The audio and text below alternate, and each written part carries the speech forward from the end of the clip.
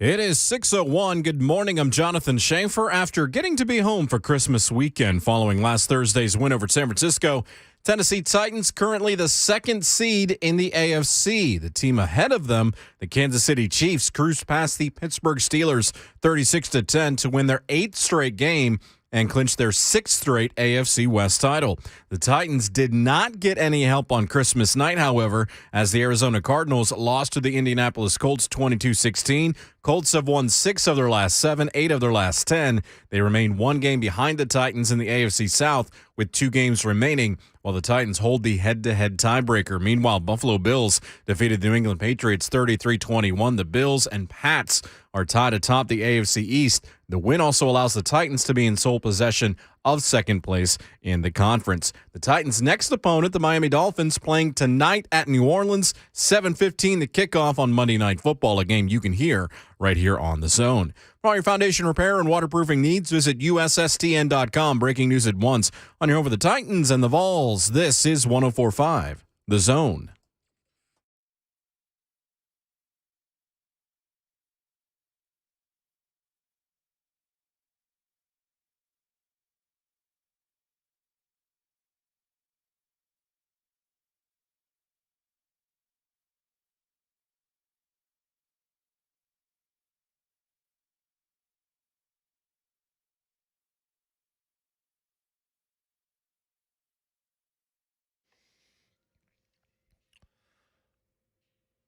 What's happening? Welcome in, JMart and Ramon, 104.5 The Zone. Hope you had a very Merry Christmas with your families over the weekend. And then watched some blowouts yesterday in the NFL that lead to 4 gigantic double-digit point spreads going into this weekend, including the Patriots-Jags spread is 16.5. So, yeah, that's a lot of points, man. In the NFL and the way the rules are set up, that's where it starts. We'll see where it ends. I imagine it'll get a little closer to that, but maybe not. I have no idea. It is JMart Ramon, 11-year NFL veteran, involved for life, Ramon Foster, Jonathan Schaefer. I'm Jason Martin, at Ramon Foster, at Schaefer on Sports, at JMart Radio, at JMart and Ramon. We will have Alan Bell, our friend from Sportsline. Haven't talked to him recently. We'll have him a little bit later on in the program today, as well as Eric Kane from Knoxville. Get you all set for the Music City Bowl. So, Mo, like how you correct. Go ahead. When you used to say down in Knoxville, now you say over in Knoxville instead of saying down in Knoxville. I would still say down in Knoxville because it sounds better, Jay, but don't let the people change you, man. I'm not really making a conscious decision, so okay. I guess they have changed me. Okay, well, if that's the case, then we'll live with it. I've just noticed as of late, I'm like, he's really corrected that. Almost like how I say ask instead of ask. You know, we all got them, man. Everybody's got them. We do. And I didn't even realize I was saying axe. But here we are. Yeah, well, we're doing a job, so it's all good. At JMart Ramon on Twitter. NFL, in case you didn't realize this, folks, we got 2 more. 2 more weeks of the NFL season after tonight's game, which you guys should be paying attention to because the Dolphins could put themselves in a spot where they're definitely not making the playoffs if they don't win tonight. And that might change what you see on Sunday from them. It may not, because everybody still feels like they're in an AFC for those last couple of spots. Because who wants them, man? You tell me. I don't know who wants those spots. Like, we are starting to see, as we always would, the cream rise to the top and the teams that are going to be talked about, and then a bunch of other teams falling by the wayside. I don't know the last time you could say this, Ramon. The Cincinnati Bengals have swept both the Pittsburgh Steelers and the Baltimore Ravens this season. And I know Baltimore had 13 players that practiced on defense this week. I know they're ravaged with injuries. We know all about injuries here in Nashville. Right. But at the same time, I also don't care. The Bengals won 4 games against those 2 teams, and that deserves props, especially when Joe Burrow, look, he took what the defense gave him, which wasn't much. 525 yards and 4 touchdowns. T. Higgins goes off. They never had a chance in that game, did Baltimore. Josh Johnson, who hadn't played, I think, in 6 years, looked like he hadn't played in 6 years. Yeah, it was a good show. And you know what? You meet certain athletes. Like when Patrick Mahomes came into the league, everybody was a fan of him. Like, man, I shouldn't be rooting for this guy, but I like this guy. That's the way Joe Burrow is, man. And immediately after the game, who's the defensive coordinator for Baltimore? Wink Martindale. Wink Martindale made a comment about, well, it's not time to put the gold jacket on Joe Burrow. And Joe just simply said, well, that wasn't a nice comment to say. And all I was thinking was, you know what, Macaulay Culkin? Oh. You are all right, man. You know, like, because he could have taken that a lot of different ways. But he simply just hit him with a quick shank real quick and just continued to do his interview. I was just like, this dude is going to be nice, man. And that team, like, I don't know if it's going to be the ownership, the right coaches for Cincinnati, or just them continuously getting good players in, and they're going to be good. I retweeted something yesterday. It was just like, yeah, I think of the AFC, even over Lamar. Some people are not going to like me saying this. Even over Lamar Jackson, Cincinnati with Joe Burrow them have the highest ceiling. Like, they legitimately do. And as far as football goes in the league, it's not going to be many that can say they have a brighter future. I mean, you have the Chargers yesterday drop. Like, seriously. You can't drop that. You cannot drop that game with 3 games left. Like, I feel like the playoffs are better if the Chargers make it, just from a perspective of that's a team that I think should make it. That's a team that's good enough to make it. I want to see Justin Herbert in playoffs. I'm saying irrespective of if you're a Titans fan, you want to see the worst teams and all, whatever. I'm saying from an entertainment standpoint, I think you would want the Chargers in there. But you do that yesterday. Oh, you want to talk about some highs and lows. That team can't do that yesterday. Like, that was an embarrassment.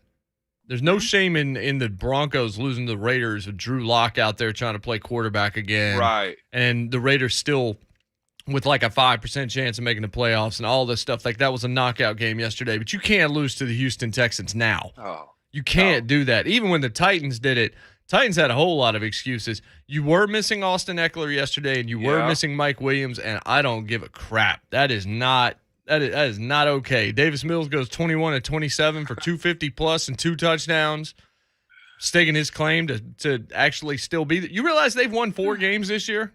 Yeah. David Culley has won 4 games this year. Yeah. Should he be in the discussion for Coach of the Year? I mean, comeback coach of the year for a franchise that was riddled. I mean, he got to get some type of award, Jay. And lo and behold, his friend here in Tennessee was just he hit his spot on. You don't know David Culley, and here we are with a Titans L and a Chargers L. That's right. We definitely did not know David Culley. But so you look at the Bills with a big win yesterday. The Patriots are starting to look like they got a rookie quarterback in there ahead of schedule, and they're going to be heard from in years to come. You think his performance yesterday was the start of his rookie wall, or? I think it's very possible. I think was the start of it. I think possible. I mean, the Patriots are still going to be a difficult team just because it's Belichick, but I don't look at them anymore and say that team's a Super Bowl contender. Yeah. I just don't. I think that they're ahead of schedule. I think they're already better than we thought they would be at this point. But at the same time, I don't look at them and say that's a team I believe in getting all the way to the Super Bowl. I know that sounds crazy with this year in the AFC, but I do think Mac's going to be a lot better than he is right now, and he's performed admirably. But there's too much from a week-to-week basis for me to think that they have enough firepower to get there. But it's wild with that game yesterday, that Bills and Patriots game, because it's almost as if the Bills played bully ball, played a little bit of just, all right, let's freestyle this thing. That 4th down and was Josh Allen got that 1st down. I was just like, okay, there's nothing that New England can do today. I mean, and watching him just dice up that defense the way he did when he was scrambling, I'm like, either he feels that he's got the number today, or to your point, they've just hit that wall and they'll reset next year.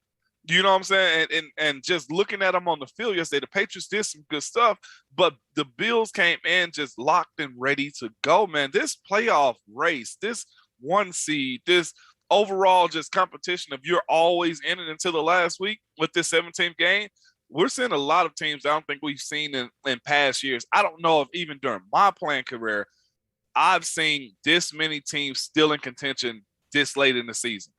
Not like this. No. I do think there are definitely tiers now. I mean, Kansas City at this point, I Yeah. mean, they embarrassed Pittsburgh yesterday. Yeah, they did. And Embarrassed them. deservingly so. That game in itself, Jay, was embarrassing. It was below the line. It was all things bad about a Pittsburgh Steelers football team. So much so that you couldn't even really say much else about it. Just y'all are just bad. You know what I'm saying? Like the most. I was telling my wife, I was like, this is crazy because nobody has ever said, all right, let's switch over to another competitive game. Like that happened yesterday, and it was a 2-minute kneel down. It was a 2-minute kneel down. They much rather watch that than watch Pittsburgh just get smacked around like a little brother trying to play against his older brother in basketball. Like it was, all right, let me just back you down again. There was absolutely nothing they could do defensively, offensively, even special teams was trash yesterday. I mean, week to week basis, things change. I get it. Man, you look at that and you're like, how did the Titans find a way to lose that game last week? I know. Because that's like of the two, it felt like that thing went flip side. I mean, at the same time, like it was in Pittsburgh, so that's a little bit different, I guess. And they obviously didn't have Arthur back, and Arthur makes a big difference for what they do here in Nashville. But at the same time, we knew that Pittsburgh team wasn't good. Yeah. They still have a chance to make the playoffs because the AFC is so mediocre once you get past like those top 4 or 5. Right now, by the way, if the Titans were to play a playoff game, it would be against Baltimore. But I bet you it's not going to be by the time you get there because I don't think they're making. I think my hot take from before the season is going to be right. Baltimore not making it. I think there's a really good chance they're not going to make the playoffs. Well, if you've been around Baltimore fans, they'll tell you, all right, let's just scrap this and let's go into 2022.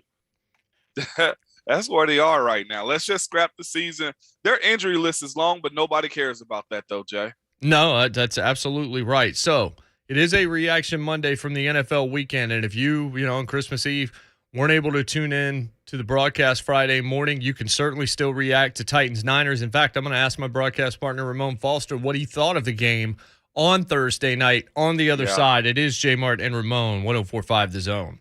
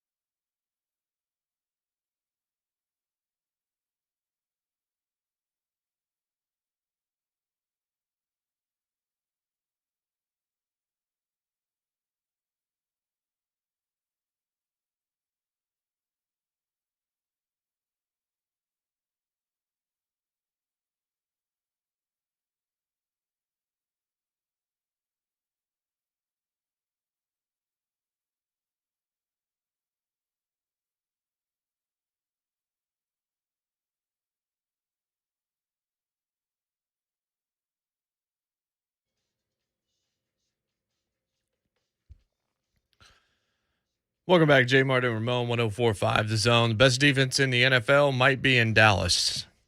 Now, last night, playing against that Washington team, that's going to overinflate the stats, but they may have already been there. Just an unbelievable performance by them. The offense is not what's carrying them. Even though last night you got 4 touchdowns from Dak Prescott, if the offense can just play like the defense does, they might win the Super Bowl. That's how much talent they've got, and that's even with Mike McCarthy as head coach.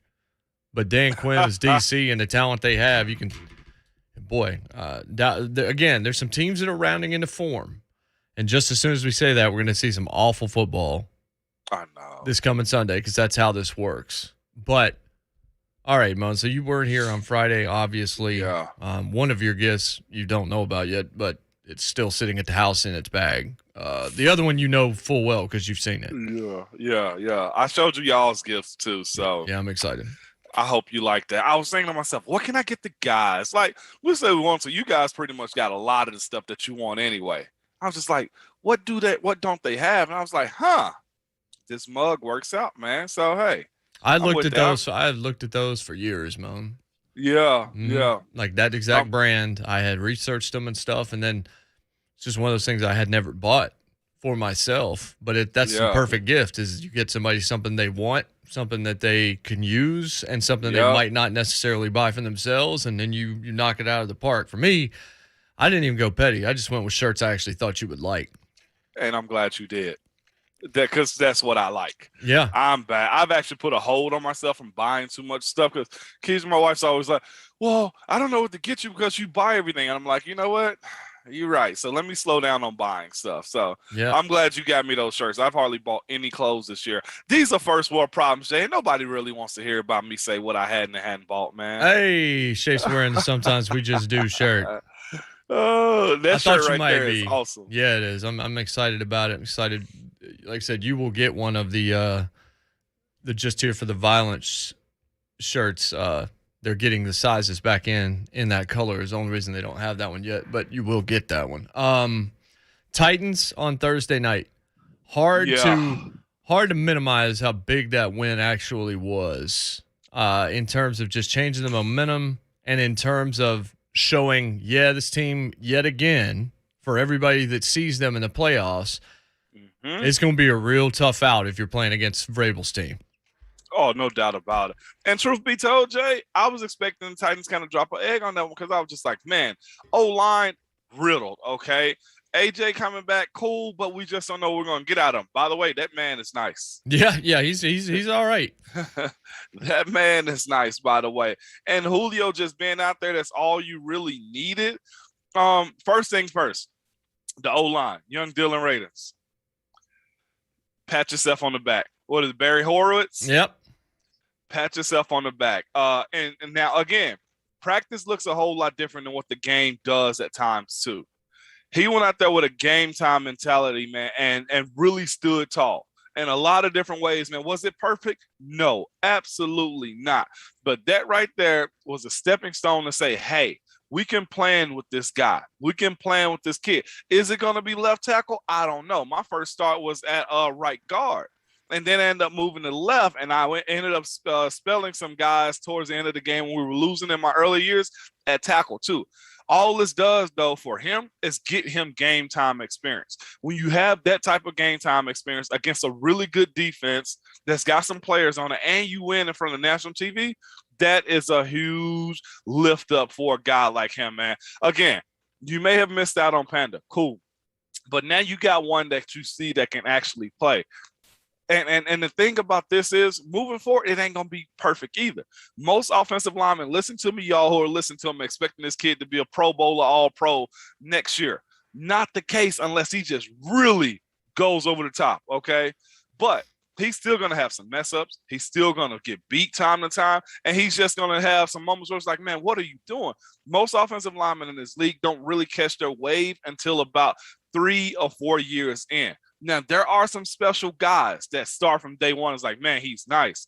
But most of the time, you catch your stride in about year 3 to 4. Next year will be a learning curve. I don't know where they're going to put him at on the field as far as starting, but he can play NFL football from what I saw in that small sample size. It's a matter of continuously building on and making it happen. They attacked him. They attacked Aaron Brewer, and it wasn't perfect for anybody on that OL on Thursday night.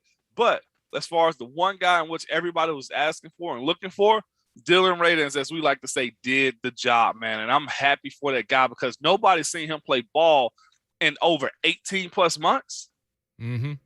Big time for him, man. But this is the other part of this Titans win on Thursday. You did it in front of the national audience. If you want national praise, you got to be able to do that. And I didn't see nobody minimizing what the Titans did. It wasn't, oh, San Francisco had a bad night. It was more or less, no, San Francisco got their butt kicked by the Titans. And lo and behold, those are the games that Vrabel finds a way to win. Backs against the wall, in front of the world, and then they just pull off a win they're not supposed to pull off, man. Hats off to that team. That was huge for them, man. And yeah, I know they were waiting on Pittsburgh to actually they were waiting on Pittsburgh to actually spring them into the first seed. Can't wait on anybody else to help you out in this league anymore. You got to go take whatever you want. So these next two games, Dolphins and like you said, Houston, you better go take it. But Thursday night was a real good showing. Titans fans become Bengals fans on Sunday as Cincinnati faces off with Kansas City, and then it's Denver after that. And Denver at this point, I think yesterday was the knockout game for them. You look at the quarterback situation, I'm pretty sure Fangio's probably not going to be back as well. I think that's going to end with a whimper, even though they have such a talented roster. I don't think I would pin my hopes on Kansas City losing that game. Your best chance is the Bengals, who can clinch the AFC North if they win on Sunday. So they're going to have a reason to play, and they're going to have a reason to play well. The other thing about Radunz, then we get to Eric's call. By the way, you can join him. Anything that you want to react to from the football weekend, or if you want to react to what happened on Christmas Eve, certainly you can do that as well at 615-737-1045. But Mo, it's not like Radunz just came in the game. He played left tackle. Yeah. I mean, that was the thing. It was just like, wait, he's going to be left tackle? And it wasn't that he was great. It's that he didn't stick out the way that you thought he was going to. The most obvious thing that I expected from him was penalties because he was going to be moving too fast, or he was just going to get a little bit exuberant. He's going to try to save a play here and there. But even that, it wasn't brutally terrible. It was just kind of rookie-like. But he did not, and you can speak to this certainly better than I can, but I didn't notice 75 screwing up every play or getting his quarterback killed every play. I actually saw Bosa flip to the other side. I was going there to go after Questenberry. Even I know they gave him help, and you can talk about this. They gave him tight end help. They put a lot of guys on that side to help him out, but it looked to me like Bosa was looking for the candy bar, and the candy bar wasn't 75. Dog, Jay, you took the words right out of my mouth, man. Dog, I'm watching it, and I'm looking at myself, and what's so crazy, Dylan Radunz, he was helping, like, he was holding his own with, like, minimum chip help at times, too. And lo and behold, like, this is the thing, too. Any young, new offensive lineman that's starting, I don't care if you're at guard or center, you're going to get extra assistance when that time comes in the game. Like, hey, bro, I got you right here. I've been there with a young tackle. Hey, just send them to me, and I got you, okay? But it was times in which Dylan and Brewer passed off like a ET, a TE, and everything. I'm thinking to myself, these two have really taken on the challenge. But later in that second quarter and in the second half, Jay, to your point, I watched that man, Nick Bosa, go to the right side of the offensive line. And I was thinking to myself, oh, that's disrespectful. Oh, that's disrespectful. It's disrespectful on so many things. Number one, Questenberry, you've been starting all year. Nick Bosa started off on that left side over there and said, nah, I can't get nothing over here. Now I'm going to go over to the right side because you are, to your point, the candy bar. Let me take a bite out of it. And, boy, I guarantee you, it was a real good Christmas for Dylan Radunz, man. He said, I'm done with this guy over here. Let me go to the other guy and let me go take a bite out. And he did. I was just like, Oh, my gosh, Jay. Tipping my hat off to him again. As much as we've been on this case, as much as I've been like, I don't know, he played D2 ball and everything else, and there were so many questions because we don't get an opportunity to see practice and see what he's doing. Dylan Radunz has been active for game days and not sniff a play, or if he went in at guard, he would mess up here or there. He had like 1 or 2 plays where he was on the ground earlier on run plays, but as a whole, it was good. And I'll just throw this out there too. If this team can get healthy, and if you can come back, and I'm going to say it, Goody Mike ain't going to like me saying this, but if you can come back like Jack Rabbit Jenkins, make a big play, and continue to do that stuff for the rest of the year, this team can.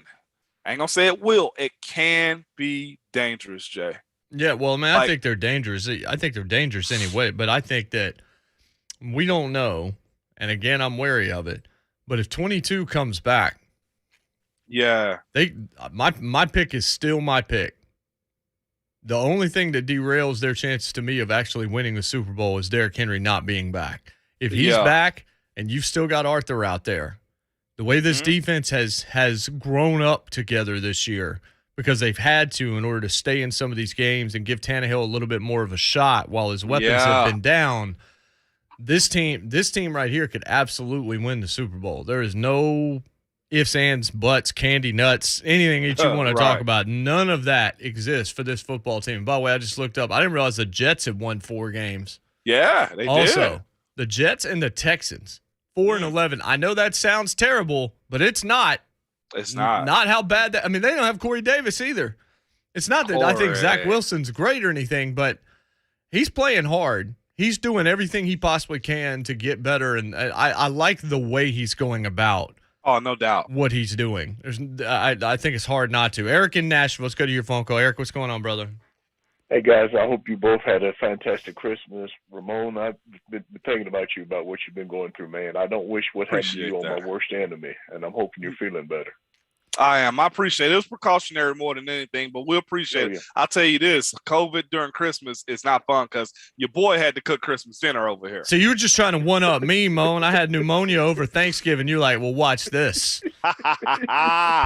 Hey, when Petty calls, we better answer. Yeah, I'm not ever going to answer it. Thank you, though, Eric. Hey, guys, just a few observations. First of all, I still am just remembering that line Mike Heath said on Friday, and I still love it. Not just A.J. Brown, but phenomenal A.J. How Brown. How great was that? And the best of Eric is that Mike didn't even, I looked at him, I said, well done.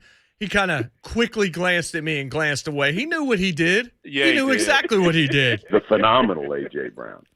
So good. Yeah, just a couple of observations about yesterday's game. Then I'm going to circle back to the Titans. First of all, guys, you were right. There's no way in the world this team should have lost to the Steelers, but it is what it is. So, and also Buffalo played bully ball yesterday. I was not surprised they won that game. I just think they were just salty. Everybody was just on them and so down on them, and they made a statement yesterday. And I think they're definitely going to be dangerous in the playoffs too if they get it back together, which they should against Atlanta Jets their last 2 games, guys. And I tell you what, I loved what happened to John Harbaugh, guys. I tell you what, here's the hilarious thing about yesterday, and I'm sure you heard about this. After the game, he kind of didn't like the fact that Burrow threw for 525 because he was upset that he did that. This is the same guy who early in the season kept that rushing streak going for over 100 yards, didn't take a knee, and he was asked about it and said he wanted to keep that streak going. What goes around comes around. You can't be then getting upset if somebody does that to you, so take that. That's guys, as far as the playoffs, guys, I don't know if we're going to get the number 1 seed. Certainly this year, it certainly would be helpful if we did, because the AFC is just so crazy. Because usually you'd have more teams with better records. You've got one team with 4 losses, one team with 5, and everybody else has got 6 or more. But I tell you what, guys, depending on where we finish, the one team I definitely do not want to face is the Colts, and that is a possibility. I'm not now as much concerned about the Patriots because I think Matt Jones got exposed yesterday. They still got a good defense. he can run the ball, but I still think it's going to be pressure where if he's going to win, have to do it with his arm. And I still think New England may be a little bit ahead of the schedule, but that's the one team that really scares me. I'm honest as the coach, and I'm hoping we don't play them in the first game, guys, because that's going to be real scary. But we'll just see what happens. Y'all take care, and we'll talk to you again soon. All right, Eric. Thank you, Eric. Stay safe. Yeah, what are you saying about Harbaugh? Yeah, look. When that happens, you don't do that. And did you see what Martindale said about Burrow, too? Yeah. They were saying, how did you change your game plan from last week with Aaron Rodgers to this week with Joe Burrow, or did you do similar things? And Martindale's response was, Aaron Rodgers is a Hall of Famer, and I don't think we need to put a gold jacket on Joe Burrow yet. Yeah. That's what he said, and Burrow went for 525 on his defense. Well, with whoever was out there for him, but that's who he had, matter. So that's exactly right. What you just said is exactly right. And nobody's going to feel sympathy for the Ravens because they do love to complain. Yeah, they do. And whine a little bit when somebody does. That wasn't, and Zach Taylor said it. He's like, hey, look, this happened to us last year in a game like this. Our guys were out there just trying to get better. I appreciated the way that they fought all the way to the end of the game and all this kind of stuff. It's like, yeah, go for it. Go for it, coach. I will say this. Look, Burrow and Chase and T. Higgins, Hendrickson's turned out to be a really nice pickup for them. I know. He's been great. But let's be honest here. Nobody's getting less talked about that should be talked about more than Zach Taylor. Because the head coach hadn't been a problem for them at all, and no one knew that dude's name when he got that job. And all he's done is handle new personalities, handle a rookie quarterback and an injury to a rookie quarterback last year, and then come back this year and put himself in a position to win a really tough division going into the year and kind of stake your claim. I'm not saying he needs to be coach of the year. I am saying that he's obviously done a fairly good job. He's not. Yeah, no doubt about it, man. And on that same point, Jay, you speaking my language when you talk about AFC North hate, okay? All right, that gets me going more than almost anything, okay? And for Baltimore, more than anything, Jay, for them, they play bully ball. They have this play like a Raven mantra, and their coach has this whole spiteful, look smug about him too. You know what I'm saying? So for him to try to, downplay what Burrow did or, the way they lost yesterday, I'm here for it. I'm here for every single bit of it. You send me all the press releases from that conference that they had, from that game that they had, because I'm thinking about that whole 100-yard thing that they had going on. It was cute when they were winning. Now that the gun's in the other person's hand, let's have a conversation about that now. I don't want to hear any of it. Anybody who plays them from here on out need to drop another 50-piece on a team like that.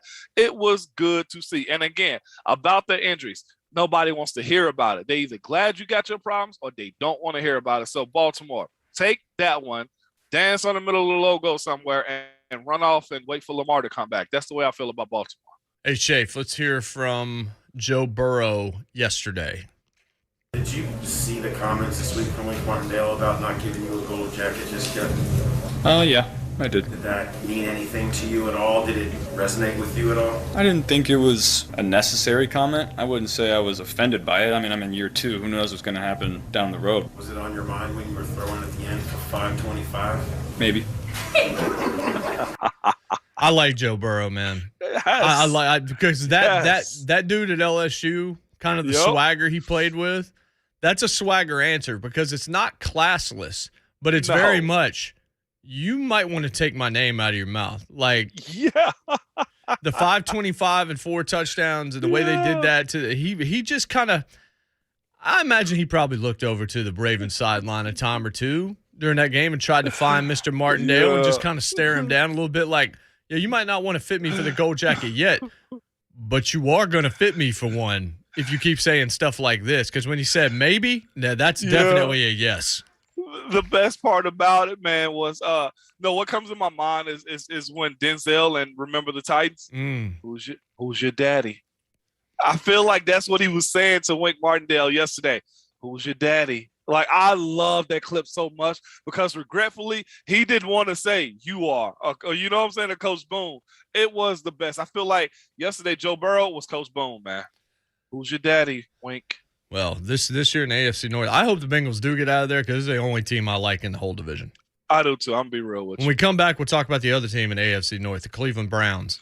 Oh, And Baker Mayfield, as well as the team Eric said that he doesn't want to see in the playoffs, the Indianapolis Colts, as the Cardinals couldn't do the Titans a solid on Christmas night. It's JMart Ramon, 104.5 The Zone.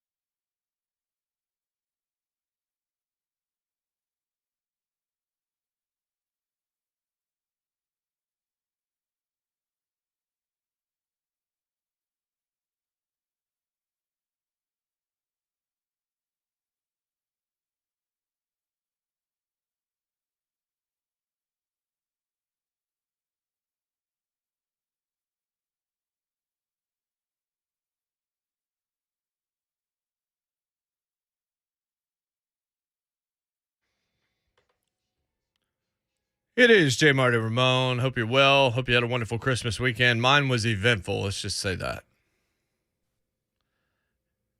At JMart Ramon on Twitter. You can find us there.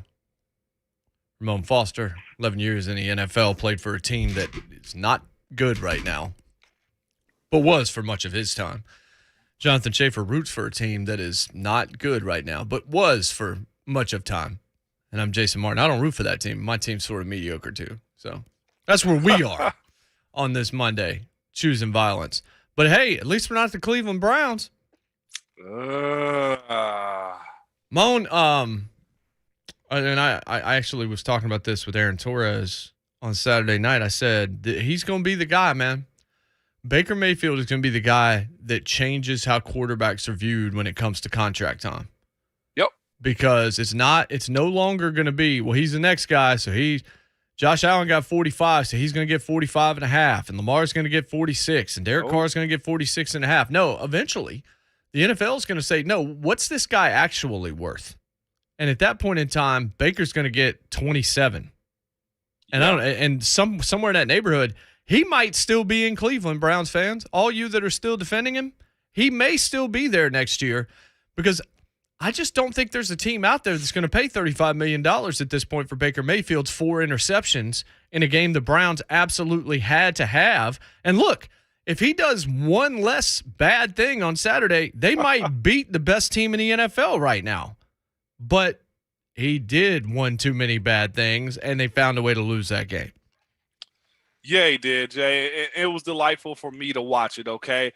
All I kept saying is sling it, Baker, okay? Just do what you've been doing, Baker, all year long, and that's sling it. Because you wake up feeling dangerous. Love that, okay?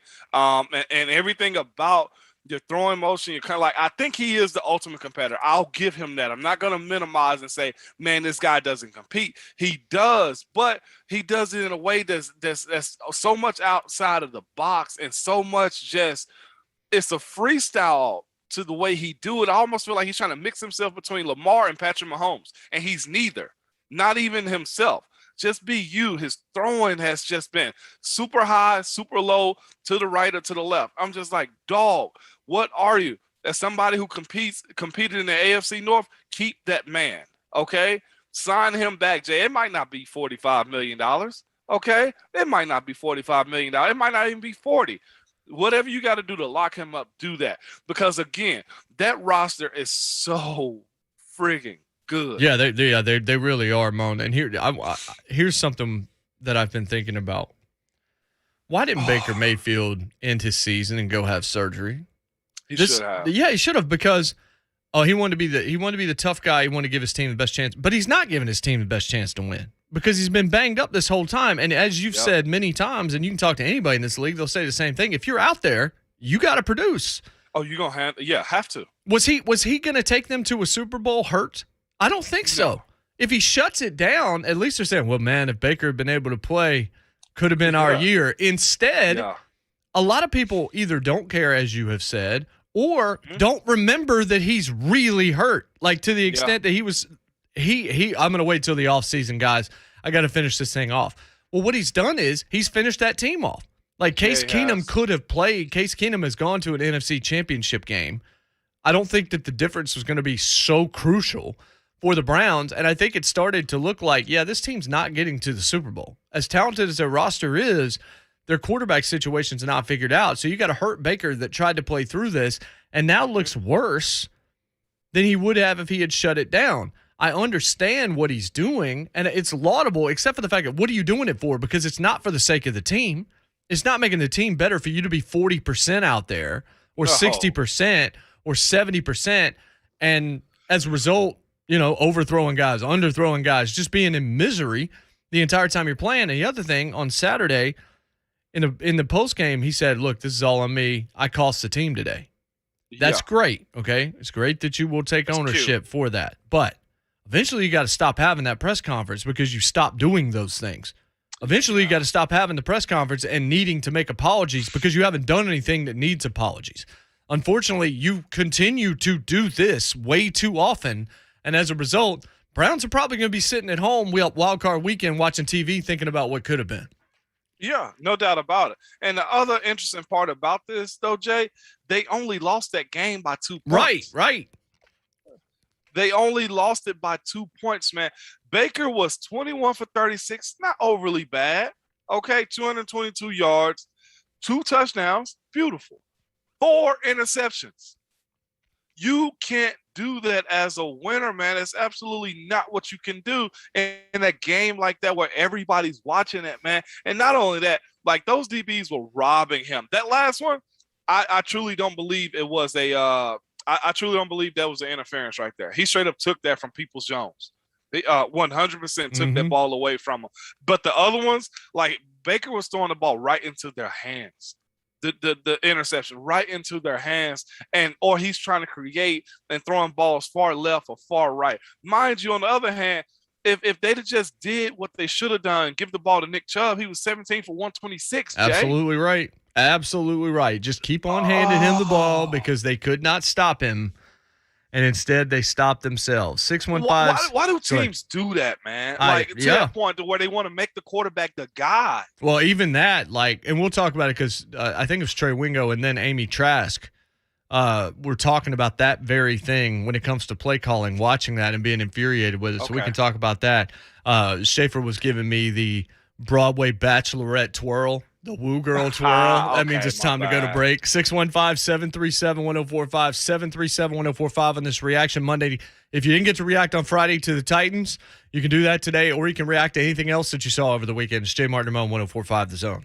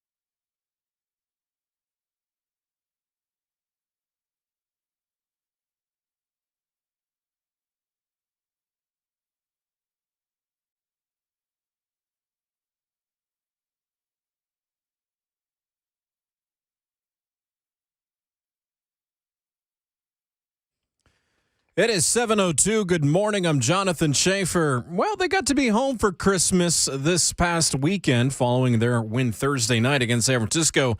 And the Tennessee Titans, currently the second seed in the AFC. The team ahead of them, the Kansas City Chiefs, cruised past the Pittsburgh Steelers 36-10 to win their 8th straight game, clinch their 6th straight AFC West title. The Titans did not get any help on Christmas night as the Arizona Cardinals lost to the Indianapolis Colts 22-16. Colts have won 6 of their last 7, 8 of their last 10. The Colts remain 1 game behind the Titans in the AFC South with 2 games remaining, while the Titans do hold the head-to-head tiebreaker. Meanwhile, the Buffalo Bills defeated the New England Patriots 33-21. The Bills and Pats are tied atop the AFC East. The win also allows the Titans to be in sole possession of second place. Monday Night Football, the Titans' next opponent, Miami. The Dolphins playing tonight, traveling to New Orleans, 7:15 the kick. You can hear the game right here on The Zone. For all your foundation repair and waterproofing needs, visit USSTN.com. Breaking news at once on here with the Titans and the Vols. This is 104.5 The Zone.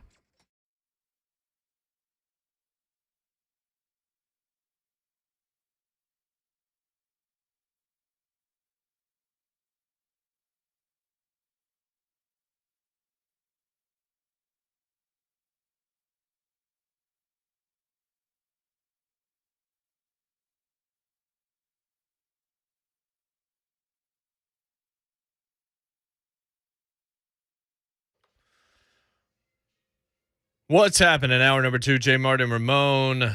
Christmas weekend comes to an end, and now a new Monday begins. Friday, Alabama, Cincinnati, Georgia, Michigan. College football playoff semifinals, and then 2022 arrives. Happy birthday, Nicholas Andronicus Ryan. Mickey Ryan's birthday today. Hey, happy birthday, Mickey. Mickey turns 41 today. Oh, Eric Kane, as well as Big weekend for Eric Kane, by the way. Because got engaged. Hey, did not see that. Kane. Mm-hmm. Eric Kane will join us next hour. Alan Bell, Sportsline in the final hour. And I'll ask him why in the world anyone would bet on an NFL game before day of because of COVID. Right. With all the guys that are missing. By the way, your Steelers yesterday, Moan. Yeah. Not only did they get embarrassed, Kelsey didn't even play. And Tyreek Hill only had 2 catches for 19 yards. They had another tight end out there that was very Kelsey-like. So, man, it was hard to watch, Jay. I'm sitting in a room and I'm tweeting through my pain too, which is what everybody does these days. Didn't that feel like an end of an era, Moan? Kind of, a little bit? I'm going to be real, Jay. It's going to be hard sledding here for the next couple of years for sure. Everybody hits that low. You remember we were talking about that. What program has been, just bulletproof through it? Well, Pittsburgh has been kind of bulletproof because they have been, and now it's looking like, time to go ahead and punch that clock, man, and go on vacation. So Pittsburgh's probably going to be a little different the next 2-3 years probably. So and I'm okay with that. Well, I mean, they have to find a quarterback. But they've been pretty lucky with that for the last decade and a half or 2. Oh, violence from Jonathan You can be Schaefer. okay with it since you're not there. You know what? And I don't want to be one of those old guys like when I was playing, we had it. Nah, man. Oh, you're about to go old head. You're about to go old head. I ain't going old head shape. I'm putting it on YouTube to make sure I don't make old head statements like when I was playing. By the way, I heard Ron Slade make that comment like last week sometime. I was like, oh my, did he really say back in my day when I played? Yeah, but Ron is kind of an old head. But he sounds even older and looks even older than he is. No, we can't do that one, man. But I was just like, you can't. We already did. Y'all already did it. Yeah, that's on Savage. That wasn't on me. You heard it. But when do you get to that point? Is it 15 years removed when you say back in my day? When do you say that statement? Well, I mean, I can already do it because I can I can remember a time before cell phones. Yeah. So that's back in my day. We talked to our friends with a long corded phone once a week if our parents let us because it was going to affect the phone bill. Yeah. That's so true. I think you can say back in my day if you were pre-internet. pre-internet. Yeah. Right. That's right. Yeah, exactly. Because phones, all that kind of stuff was similar time. Back in my day, the Colts didn't have a quarterback. Oh, wait, that's still true.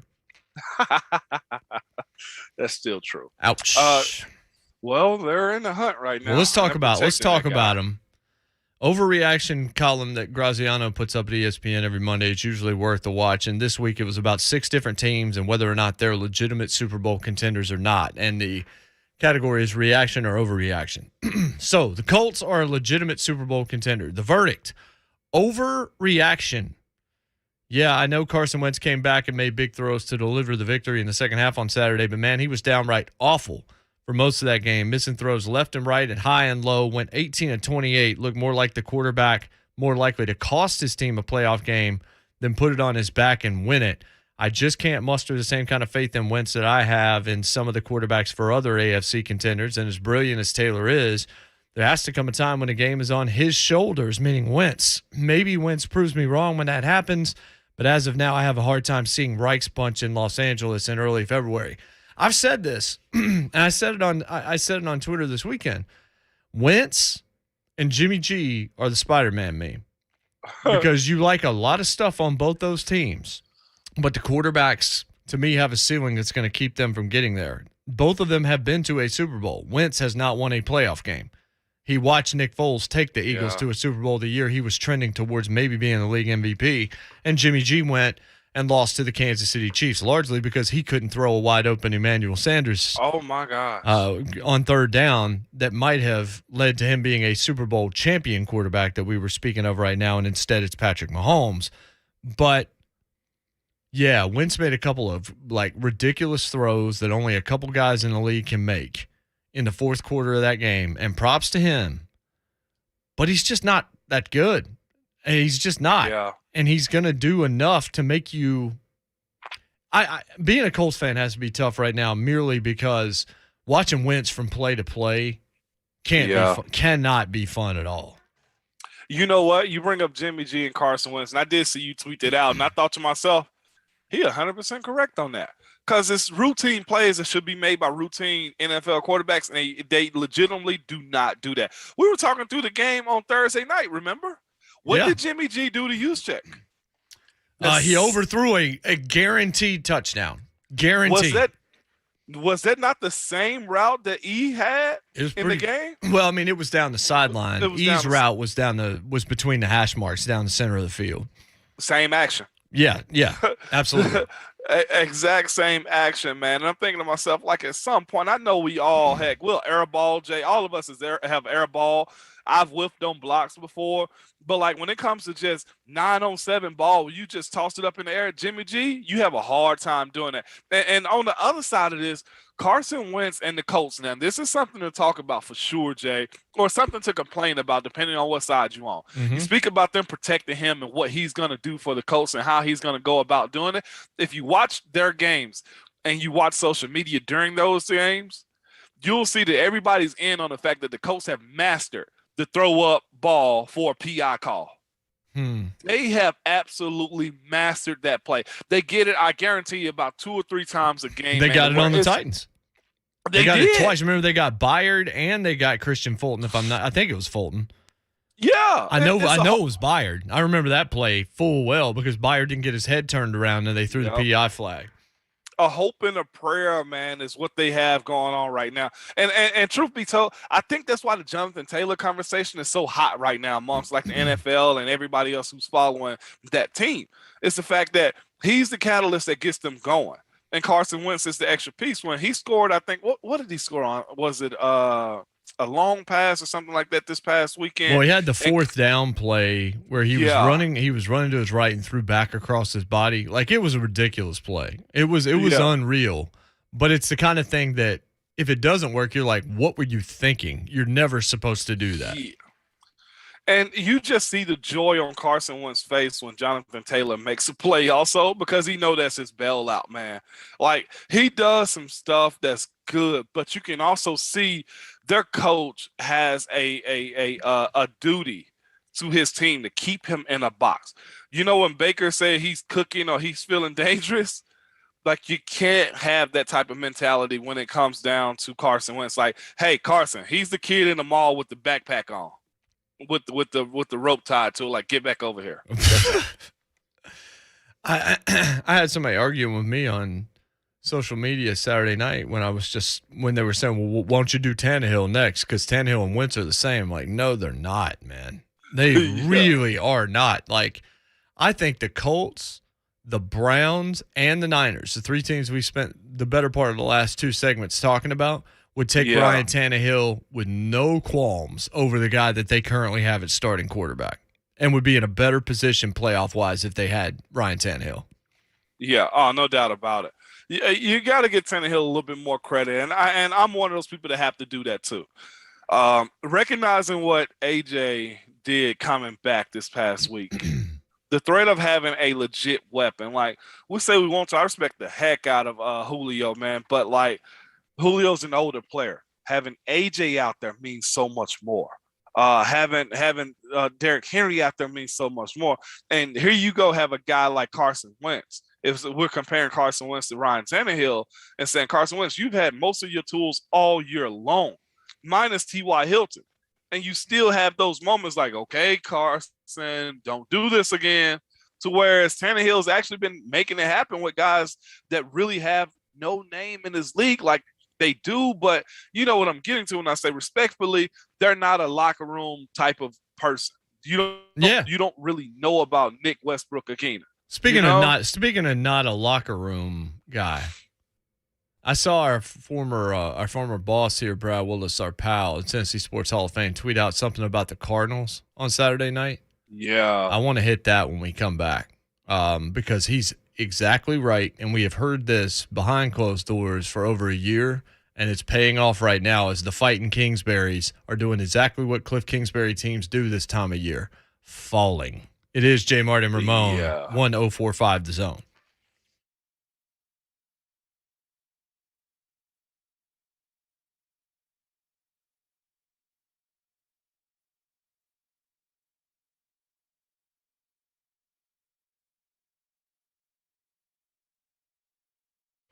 Hey, if your work involves managing a facility, that's maybe it's a school building or a shopping mall or any kind of warehouse, something like that, any kind of facility, we got good news. The Lee Company offering a special facility evaluation to help you stay open at full capacity. Lee Company pros are going to evaluate your situation and report back on everything from your HVAC equipment to your plumbing, from your indoor air quality to your touchless technology.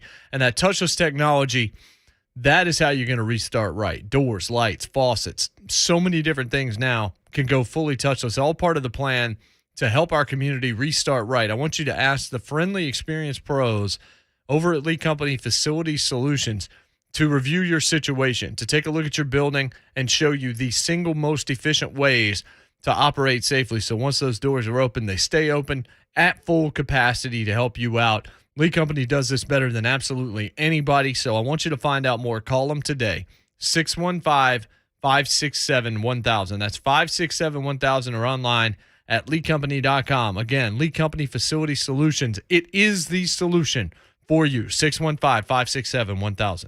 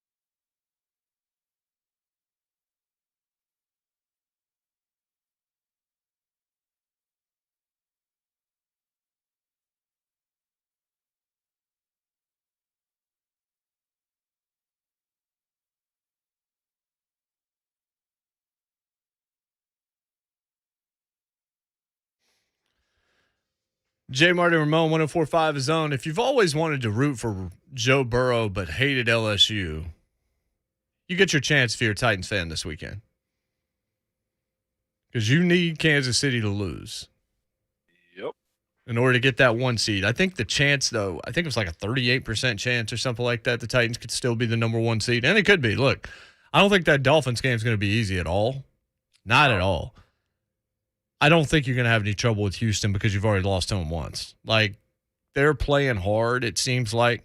Some of them are trying to play for future deals or whatever. But they have been better, I think, than a lot of people thought they were going to be in terms of the fight that they have shown at times. But I think you're going to be okay there. The Miami game's going to be a little bit different. But the big thing is Kansas City's got to lose. Denver in the final week of the season, I just don't see it right now.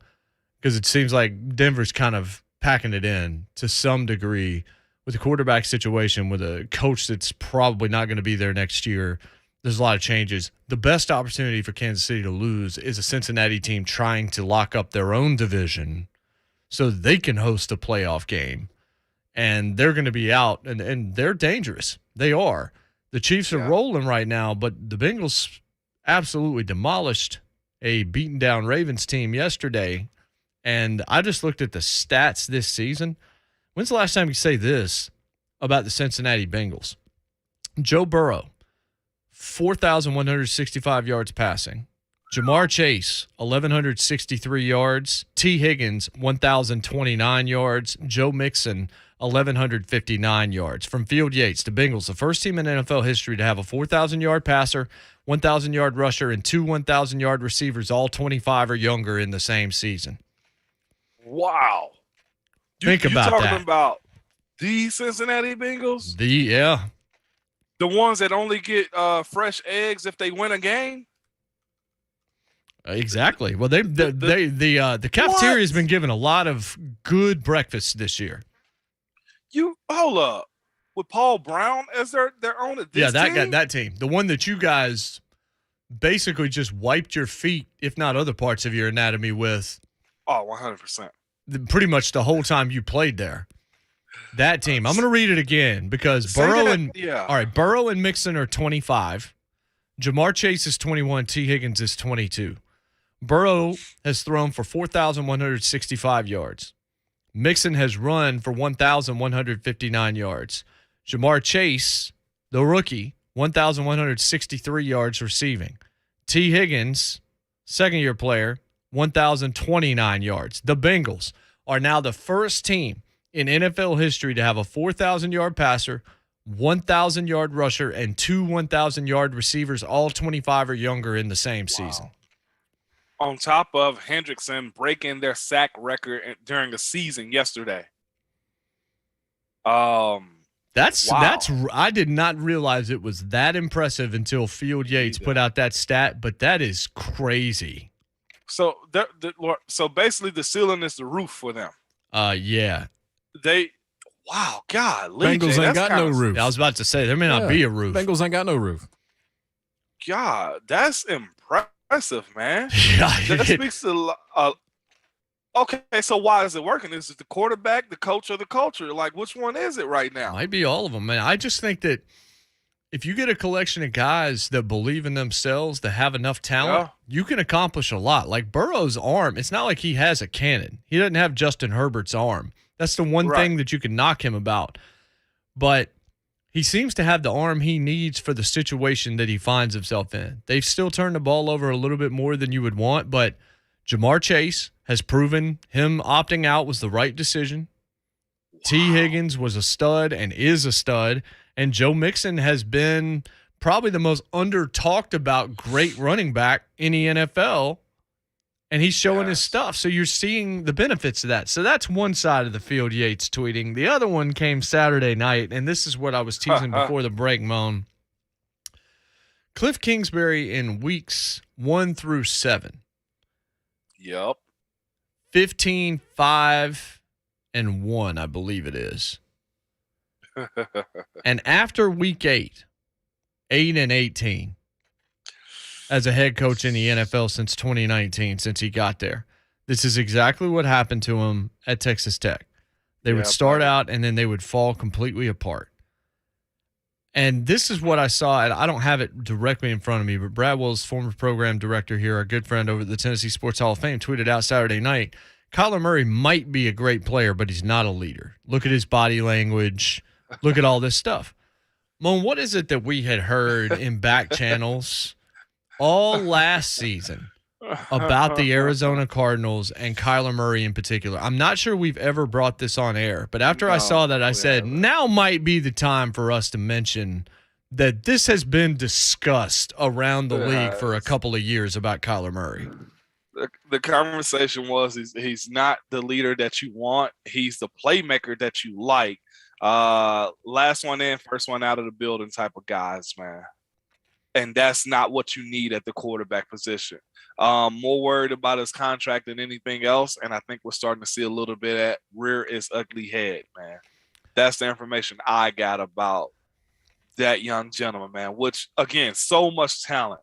If he could fix that, that would do his team, his coach, his organization so much more just do. You know what I'm saying? As far as, but now we're starting to see that type of stuff happen. Now I know Nook being out doesn't help him much at all, but that body language, the way we've seen him just, be nonchalant about certain stuff at times is not okay. Eventually, these conversations start to happen, and they'll get a whole lot louder, Jay, as he does get closer to that contract situation or conversation. Yeah. I mean, you see a lot that you like in Kyler, but I'll tell you this, whenever it's really fully put on his shoulders, which is what we have seen. Yep. That dude turns the ball over like crazy because it turns into his show. Yep. He doesn't trust anybody else. He's doing all sorts of wild things. Like, the one thing you say about Tannehill is not like that Tannehill was great with his weapons out, but neither has Tom Brady been. Like, you can pick that argument apart for just about every quarterback. I would say 90% of the quarterbacks in the NFL, given what Tannehill had to deal with, would have done similar to what he ended up doing. But Kyler, you took Nuck out. You know without any doubt who the MVP of the Arizona Cardinals is. Yeah, 100%. It's Hopkins. Yep. As good as Kyler Murray can be at times, and as wow as he can be at times, and some of the throws that he makes and some of the plays that he makes with his legs and everything else, the MVP of that team is absolutely Hopkins because they won with Colt McCoy at quarterback. But they're not winning without Hopkins at wide receiver, even though they still, because of every other result yesterday, assured themselves of a playoff berth. Did the Cardinals, who are going to be one and done, it looks like to me.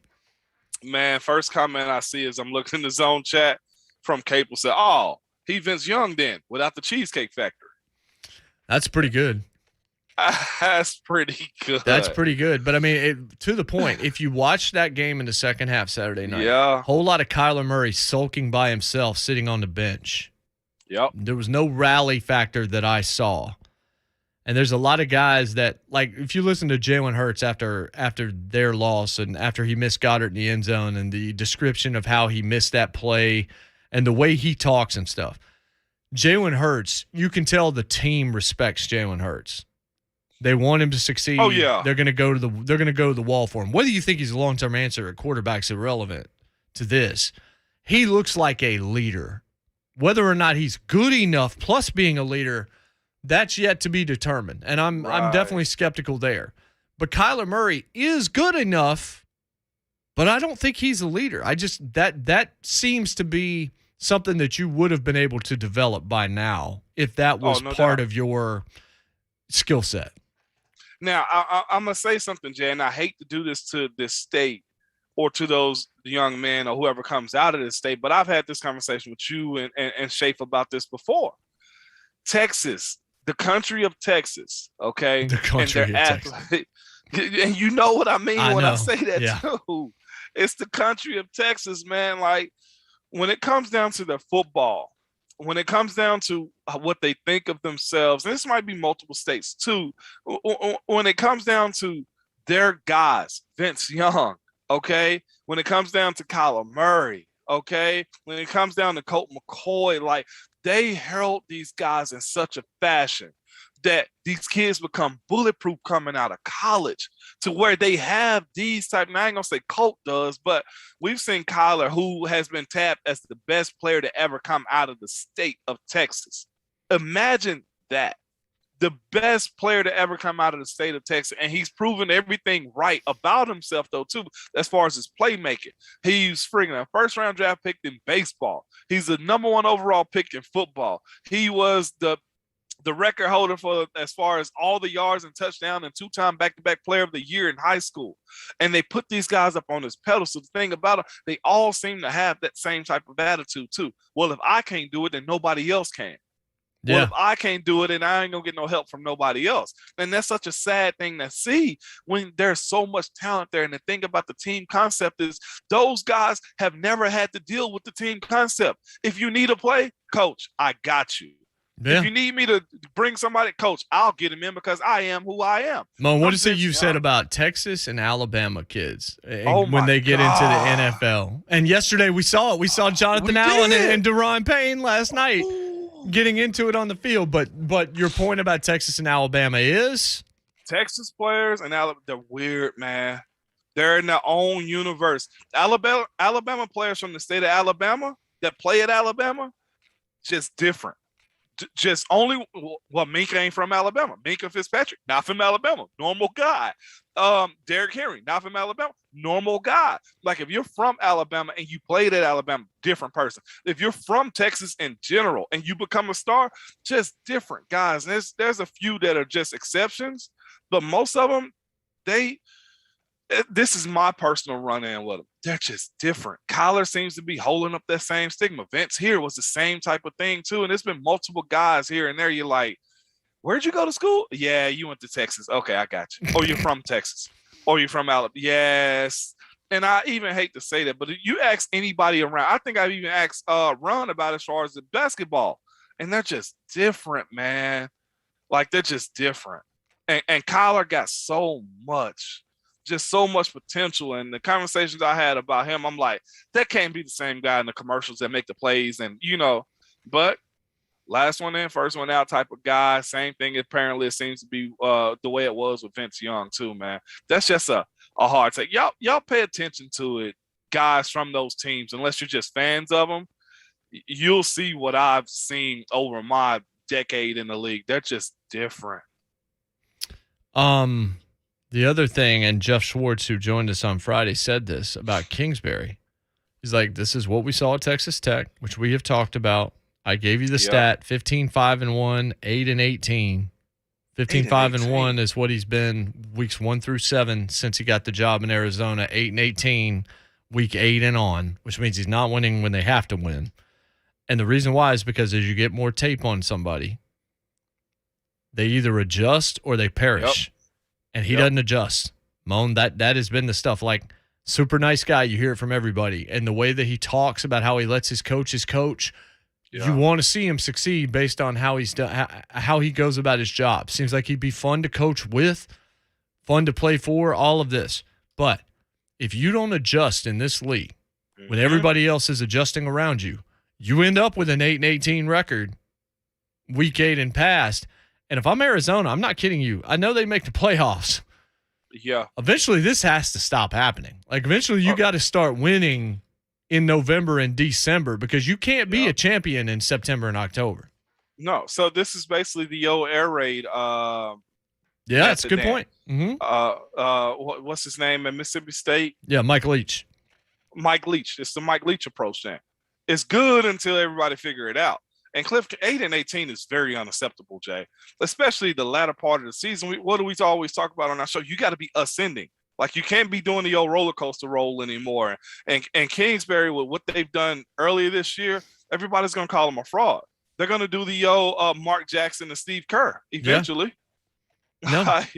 No. That's eventually is what's going to happen. Like, Mark Jackson pretty much built that team, and he couldn't get it over the hump. And eventually you're going to have to find a coach to get you over the hump because Nuck isn't, what is he, 29? Well, I guess he's got time. He's 29. JJ is under contract still. You got to figure out what Chandler Jones wants to be paid because you didn't pay him this year. Right. So you're going to start losing components of that team. To his point, Connor is a pro bowler. I mean, you got a winning record, but you're starting down the skid now, and that's unacceptable in this league. It is. And it's hard not to look at. Look, we're going to do our top 7, bottom 3 tomorrow. Arizona's not going to be in there. Arizona has locked up a playoff team. I'm going to tell you right now, they're not going to be in the top 7 tomorrow. No. And you look at the division. I'm going to bring it up real quick. I mean, the Rams are the best team in that division. They found their way. They are. They've done exactly the kind of thing that you want to see them do, and that's get good at the right time. Right now, they have a head-to-head over Tampa Bay to make them the 3 seed. They're one of 3 teams in the NFC that are 11-4. I only like 4 teams right now in the NFC. 4. Because then I'm not including Arizona. I like Green Bay. I like Dallas. I like Tampa Bay. I like the Rams. In some order. We'll tell you what that order is tomorrow. Whereas if you go to the AFC, I really like Kansas City. We still got to find out whether Derek's coming back for me to really think Tennessee can make the Super Bowl. But the AFC is – I like Cincy. I do. I'm still – Buffalo is getting themselves right, but I'm reticent there. Indianapolis has quarterback issues. The Patriots have a rookie quarterback and not enough skill talent, I don't think, on the offensive side of the football. They're a year ahead of schedule. And then you get to Ravens, nope. Raiders, nope. Chargers, I want to say yes, but honestly, nope. Not right. Not when you fall right apart like that yesterday. Miami is 7-7. They're 11th seeded, but if they could win out, they'd still have a shot. That's going to be a war on Sunday here. Yeah, it is. That's going to be a really difficult football game. Not saying Titans aren't going to win it. Just saying Miami's going to make them earn that game. And then it gets worse from there. But you look at it, and you look at Arizona and what you thought of them a month ago, and you want to talk about dropping off. Mm-hmm. They are dropping off, bro. You know what's funny? You bringing up Miami, too, is Flores and the Dolphins do the opposite. Exactly right. It's just 2 years in a row in which they've just been sputtering out of the gate, and they catch fire later in the season, and I don't think much is going to come out of it. They got to get started sooner in Miami for us to take them serious, but this time of the year, the game that the Titans are going to have to play against them is not going to be a walk in the park. Now, I say that, and the Titans might drop 50 on them, but Flores always gets his teams going, and it's a couple things that you're glad that happened this year for yourself. Well, one, you didn't get this hot coach team if you're a Titans fan. But on the other side of that, you hate you seeing this Flores team who seems to be kind of bringing it together when you need wins the most as far as overall goes in the playoffs. No question. They're legitimately in the hunt for that number 1 overall seed right now. And a lot of things got to happen, but it's possible that you can still get it. Yeah, 32% chance, according to ESPN FBI, that the Titans could be the number 1 seed. Things got to break for them, but Kansas City could lose to Cincy. There's no doubt about it. And again, and this is the thing that we haven't really mentioned lately, but COVID's still got a role to play here.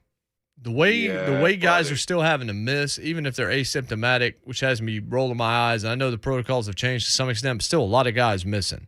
And we're hearing a lot of stuff about the list.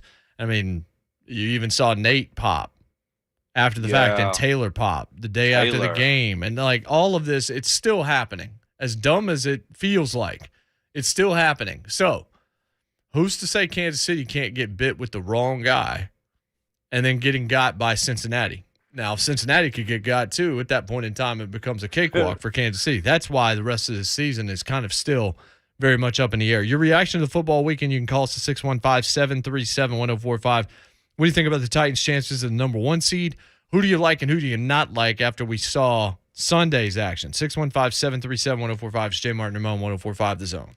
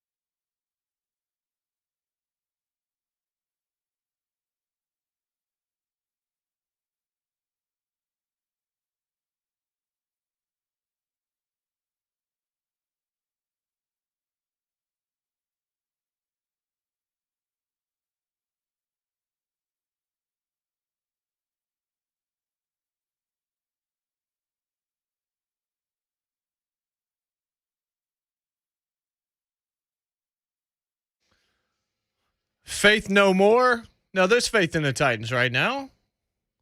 Some teams that don't have faith anymore, they're starting to show themselves, and some already did. If you want somewhere you can take the QBR stat, you can just throw it into the sun because they've got Zach Wilson as the highest-rated quarterback above Joe Burrow.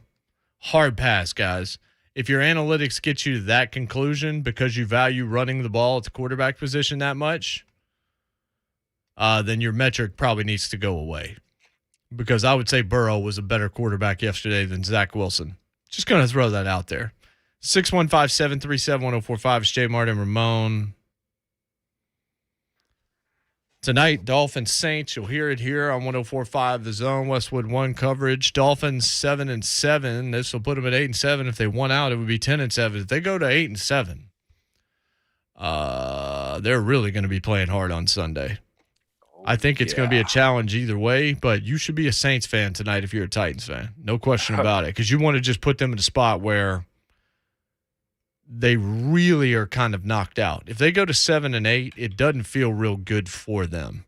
Now, because of the AFC and the way everything's standing right now, you've got 9 teams over 500, including the Raiders after their win yesterday. 2 7-7 teams, one of them the Steelers with a tie on top of that, so the Dolphins could get ahead of them and be 8-7 over that. But right now the Steelers have a tie break over the Dolphins based on strength of victory. So I think Miami needs 10-7 because it just feels like one of those 8-7 teams is going to go to 9-7 and probably have a head-to-head or some kind of a tie-break advantage over them. I think you want them to go to 7-8, feel like trash, come in here, and you beat them and end their season. Don't just send them all home. Yeah, I mean, if you go to 8-7, if you go to 7-8, they could still finish 9-8 and potentially get in. So maybe that makes them more desperate. Maybe you would want them to win. I think you just want them to go ahead and lose right now to go ahead and just make them feel bad about themselves all week. But that's going to be a tough ball game. I mean, Ian Book is starting at quarterback for the Saints tonight. Who? Yeah, Ian Book.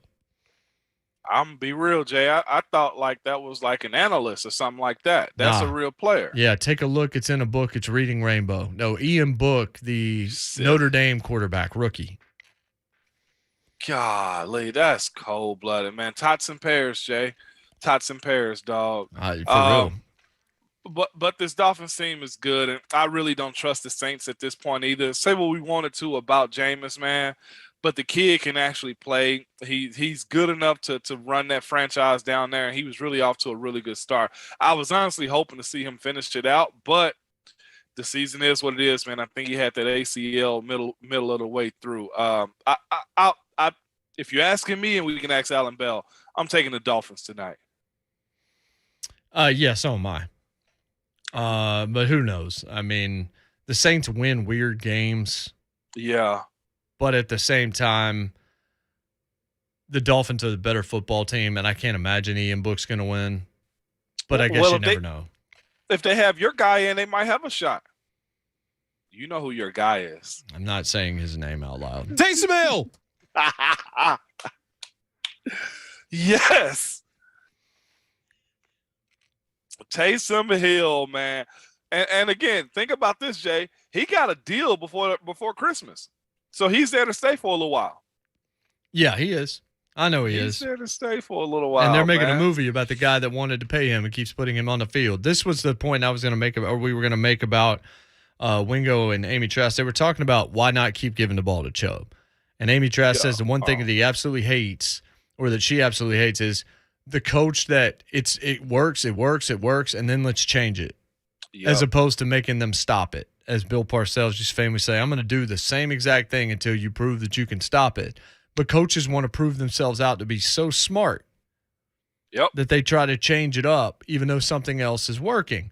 And to me, this is my biggest problem with Sean Payton is the whole Taysom Hill experiment is based around the fact that he wants to be known as the smartest guy in the room. Look what I can do.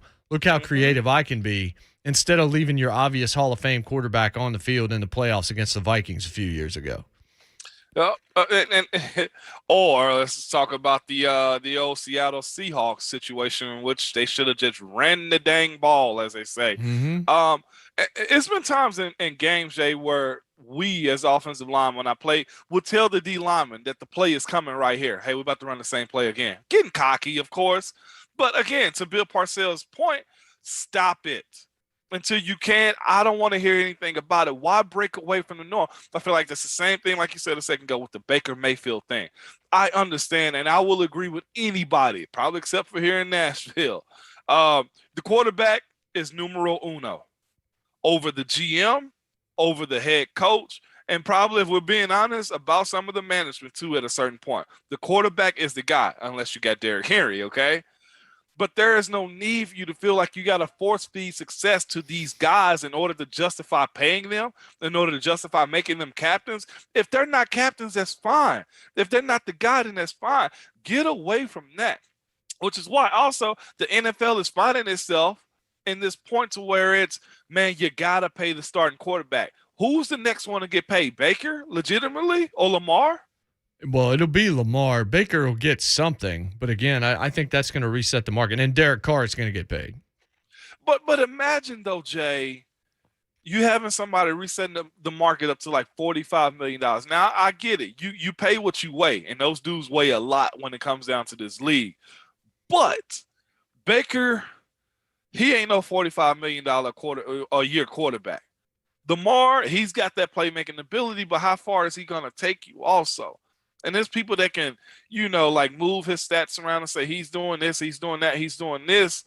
But $45 million for one player just because he plays a specific position, I don't think that's the right way of doing business, which is why, to your point, Baker's probably going to be knocked. And again, ain't nothing wrong with making $27 million a year either, Jay. Or 30. No, there's not. He might think that.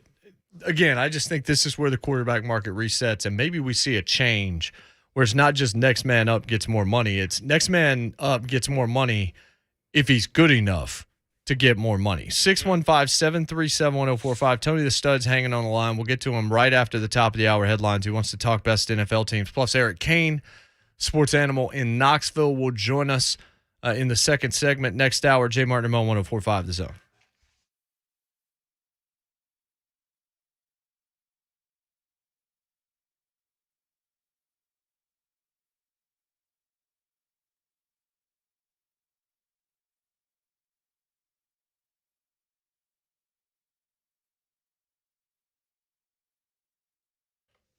It's JMart, PAI Medical.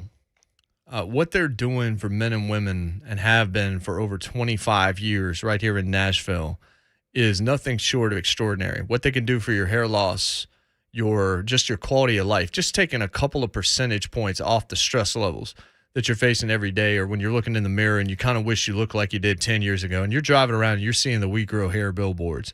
You see that guy on the right. You want to look like that, but you look more like the guy on the left, and nobody's going to buy it. Well, what if I told you it's a gradual process? It's your own hair. It's not an overnight thing. It's not phony. And people that are around you every day aren't even really going to notice it. It's just going to gradually become who you are. Would that make you stop and consider it a little bit more? What if I told you I did it a couple of months ago? And in a couple of months, I'll be able to start showing you my own results. Because, again, a gradual process. Would that help you make the decision? Surgical, non-surgical, they've got it. They're some of the best people that I have ever dealt with. After meeting with them, and I just wanted to meet with them to see what it was that they did. And when they showed me a plan, they said, hey, you know what? Your crown's a little bit thin. What if we did this? What would you say to that? It looked not just believable, it looked achievable.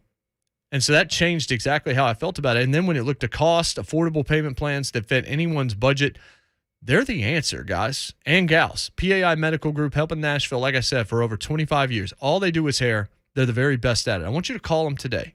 Tell them you heard me talking about this today, and you just want to come in and talk to them and see what they might be able to do for you.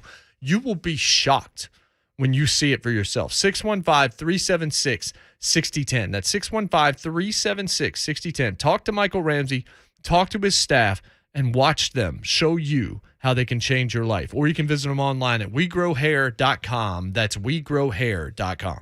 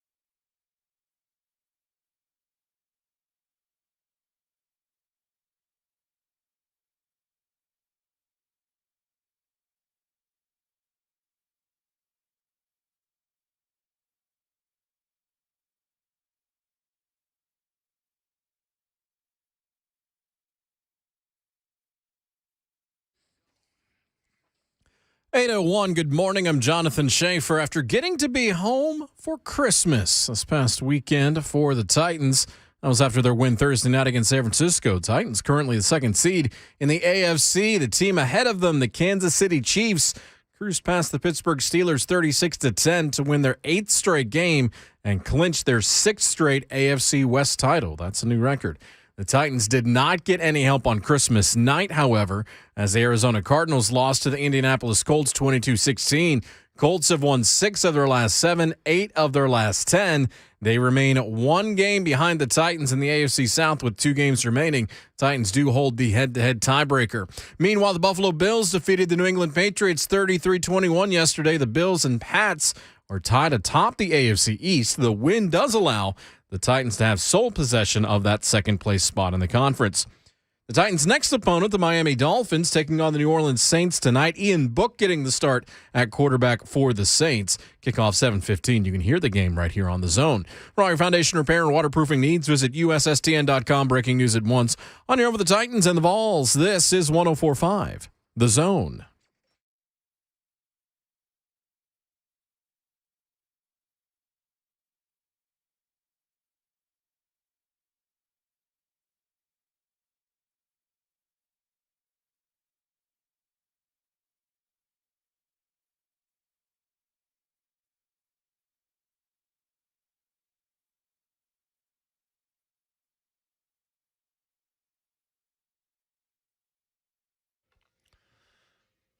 What's happening? Hour number 3, JMart and Ramon, 104.5 The Zone.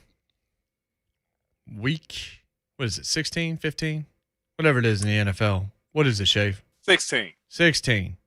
No, 15, because 15 hasn't finished yet. Yeah, that's what I thought. okay. Almost over. This is 15. 16 is coming. Okay. That's 11-year NFL veteran. I'm just saying, Mo. I was asked. Okay. No, Shafe, you got it. I get it. Mommy and Daddy are good. fighting. It's all good, Shafe, Mr. Technical. Oh, somebody's got control of the hotkey page. You're never gonna catch me. 11-year NFL veteran ball for life. Ramon Foster, Jonathan Schaefer. I'm Jason Martin at Ramon Foster at Schaefer on Sports at JMart Radio at JMart and Ramon. Eric Kane of the Sports Animal over in Knoxville will join us in the next segment. Talk Music City Bowl and college football playoff probably with him. That's coming up Friday. The 2 semifinal games. Still one more NFL game to go. It's tonight. It'll be right here on The Zone for you. Monday Night Football, the Dolphins and the Saints with Ian Book. That's a thing. Let's go to Tony the Stud, as we promised. Tony, what's up? Good morning. What's up, Tony? Morning. Oh, everything is well here. I hope you guys had a good Christmas. And we're not done yet. Still got New Year's to come. Yep. I wanted to start out by saying that, the Titans put a hell of a half together in the second half there to come back and win that game because, San Francisco looked like they were getting ready to blow the doors off that thing before Jenkins got that interception in the end zone. So, I wanted to chime in on the top 7, bottom 3. See what y'all thought and see how we match up before we all give y'all's away. But I still got Green Bay at number 1 on my list. After last night's performance, Dallas has moved into the second slot. They just absolutely whipped the brakes off of Washington. That was like a switch. That was a grandmother's wet wooden spoon right there. That was just Green Bay 1, Dallas 2, Tampa Bay 3, Kansas City 4. All right, and then you've got the Rams at 5. I've got Arizona at 6 still, even though they're slumping. And then I got the Titans squeaking in at 7 right now. It'll be a way to tell if the Titans are going to stay in that ranking for me because Miami is going to come in and be absolutely fighting for their life to get in the playoffs. So Titans are going to definitely have to earn that. Happy New Year. Merry Christmas, guys. Yeah, thanks, Tony. Good call. Yeah, I actually put my top 7 together during the last commercial break. So we'll do it tomorrow at 7 like we usually do. We'll wait until the week is out, even though obviously Miami and New Orleans are not going to be 2 teams that find their way into the top 7. So, yeah, you can continue to do that. Maybe tweet us your top 7 if you got it, but tomorrow's usually the day we do that. But, yeah, if you want to come out firing, you can. I think the point about the Cowboys is not totally wrong. No. You could make the argument they're the second best team in the NFL right now. Their defense is number one in terms of what they're capable of doing. Diggs had yet another interception last night. God. Micah Parsons is just flat nasty. And they've got guys all over the field. And if the offense can just play pretty solid, they can win the Super Bowl. There's no question about that. They are one of the teams that you look at and you say, yeah, that's a guy right there, or that's a team right there that not just you don't want to face, but a team that there are very few teams in the NFL when they're firing on all cylinders that can beat them. Yeah, no, they're good, man. And not just good, like at every level. DeMarcus Lawrence had a pick 6 last night. Yeah, that was nasty. And okay, so if you saw the score, do you think Jerry called down and said, hey, run it up? Like he had to, like that NFC East is probably the most pettiest division in football. Like they legitimately, I feel like, hate each other. Like they shake each other's hands as far as ownership and coaches and wipe their hands on their pants. Like that's how much I feel like they hate each other, man. I know friends of mine who are Cowboys fans that absolutely hate Philly. They hate Washington. They hate the Giants, man. And if you look at all 4 of those teams too, they are, what do you want to call, legacy teams also. So they got like a rich history when it comes down to why they hate each other. But that score last night, scoring the way they did defensively, offensively, and just running away with it on Sunday Night Football was, like you said, if there was an eye-opening moment to say they got a shot, it happened last night, man. And I know Washington ain't the greatest team. They're okay, but still, they routed them last night. Yeah, they did. I mean, Washington was beaten down, and they're not very good anyway.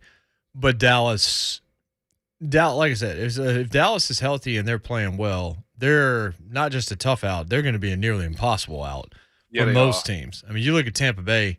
If without Godwin coming back now, AB comes back last night, has 100 or yesterday and has 100 yards. They're playing against a Carolina team that may be changing coaches, if you can believe that. Yeah, I know what Cam said, but at this point, what Cam says about Matt Rule probably doesn't hold much weight. No, I would think. Like he said, he's a good coach, blah, blah, blah. That has gone south. Mm-hmm. One of the reasons that it's gone south is because they've made 2 decisions at quarterback that have been bad. Yep. And paid one of them. But the other reason is because they've put a lot on Christian McCaffrey's shoulders, and he just can't stay healthy. Can't stay healthy. And also the fact that Matt Rule got to realize the NFL ain't like rapping, where it takes 7 years to get where you want to be at when he compared himself to Jay-Z. Right. NFL coaches don't get that long of a timeline, buddy. And he needs to figure it out real fast. Already fired their OC during the season and still didn't get it together. Like you said, they got smacked by the Bucs 32-6. That's how you get fired in this league. 5-10 on the year. But I'll say this: it might be a hot take moment for me, but I don't see the Bucs making the run that they did last year without Godwin. AB special. Oh, I don't either. I think missing Fournette for a little bit, and this little injury bug that they got going on, I just don't see that being the same team going into the playoffs. But again, they got the GOAT on their squad, so you just never know what's going to happen with Tampa and also Tom Brady. I mean, I agree with you. I think Godwin going down harms them tremendously. And you just look at the rest of the teams right now. If the Rams stay healthy, they're incredibly dangerous. That's why I picked them in the preseason to make it to the Super Bowl from the NFC to play against the Titans, as a matter of fact. It's because when Stafford's got his guys, it works. And Cooper Kupp is doing special stuff. And Van Jefferson's really good. They didn't even need Odell, Moan. They didn't need him, which is why I didn't like when they picked him up, because they didn't need him. He's just kind of there. Now, he could end up making a couple of big-time plays in the postseason, but he has not been some kind of gigantic part of what they're doing. Now you get Cam Akers back less than 6 months after an ACL tear. Wow. Which is nuts. Absolutely nuts. Remember, he got hurt like in the summer. Yeah. And here he comes back onto the field for them. And then you look at them defensively. Ramsey's really good. Aaron Donald's really good. Von Miller is there. Like, they went ahead and acquired assets that hopefully are going to be difference makers for them in the postseason if you're a Rams fan. But they're dangerous. Dallas is dangerous. Green Bay's awesome. And then Tampa Bay is just kind of banged up, and Godwin was the game changer. Now, Gronk can potentially be that guy for them, and Brady has been there and done that, and he has won multiple Super Bowls not being the most talented team. That is an absolute fact. They have gotten to the Super Bowl. Yeah, they have. Without being the best team in the conference, top to bottom with the roster, without the same level of skill talent as teams that they've beaten along the way. Brady's used to doing this. It's hard to say you count out Brady. So I'm not going to count them out, but I didn't pick them to go to the Super Bowl for a reason. I felt like Green Bay and the Rams were the two teams that you had to look at going into the year. You went with Green Bay, and I went with the Rams. And I could see, and now the Cowboys have shown up, and they're saying, hey, you might want to pay attention to us. They do. I like Green Bay's defense way more than I like Tampa Bay's defense at this point, though. Them getting back some of the guys that have been on IR, I like him. And watching the way they picked apart the Browns this past weekend, too. And I know the score was real close, but they got some playmakers on that defense. And Ron, man, is a solid. Again, I don't know who we were watching or who we were listening to and talking about. Aaron Rodgers has probably been the best player in the NFL for the last 2 or 3 years, too. And it's not much you can say to go against that either. You know, like Tom can win the MVP, but as far as just playmaking at quarterback, there's not many that's been better than Aaron Rodgers, man. You just got to give it up to him. And the fact that he's still doing this without not multiple huge names at wide receiver, he's making names for guys. That says a lot, dog. It does. He's that good. Eric Kane from the Sports Animal in Knoxville will shift gears. We'll talk SEC football. We'll talk about the Music City Bowl and certainly the college football playoff. And guess who was named from the Knox News the Tennessean Sports Guy of the Year? That was a very clunky way to say it, but it's Tony Vitello. Won that award this morning, so maybe we'll chat about him a little bit as well. That's next. JMart Ramon, 104.5 The Zone.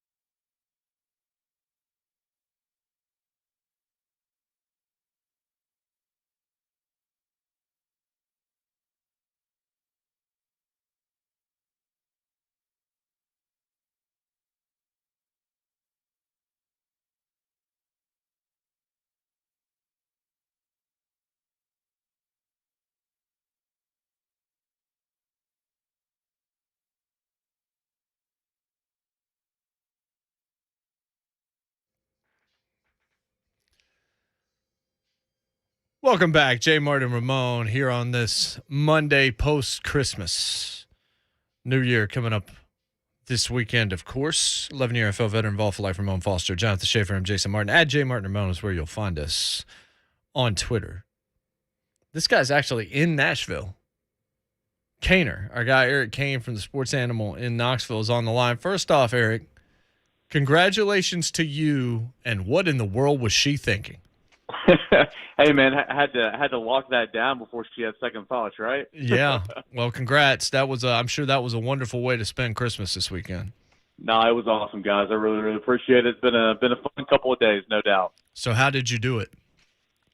Well, we did at her mom's on Christmas evening. We had like this little present swap type situation, and whoever had her, I slid in a little ornament that had engaged on it, and she opened it and was really confused. Then I got down on one knee to kind of did my thing. So it was really hallmarky, but it was pretty sweet. It was a fun time. All right. So if she says no, what do you do to that ornament? Step on it like you're Harry and Marv, one of the wet bandits, and just kidding, just doing a Home Alone bit, and then try to escape out of that thing?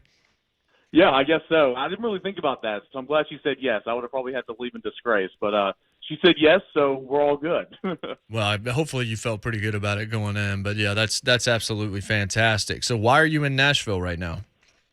Yeah, a little Music City Bowl action coming up here in a couple of days. So Tennessee and Purdue got in yesterday and had their first practice, and there was a media availability yesterday as well. There'll be a couple more media availabilities as the week goes on, but looking forward to covering this matchup between Tennessee and now a little bit of a shorthanded Purdue club that had a pretty good year this year. Yeah, so tell us about that. Just about, look, Bell's not going to play. Their number one player on offense and defense are both not going to play.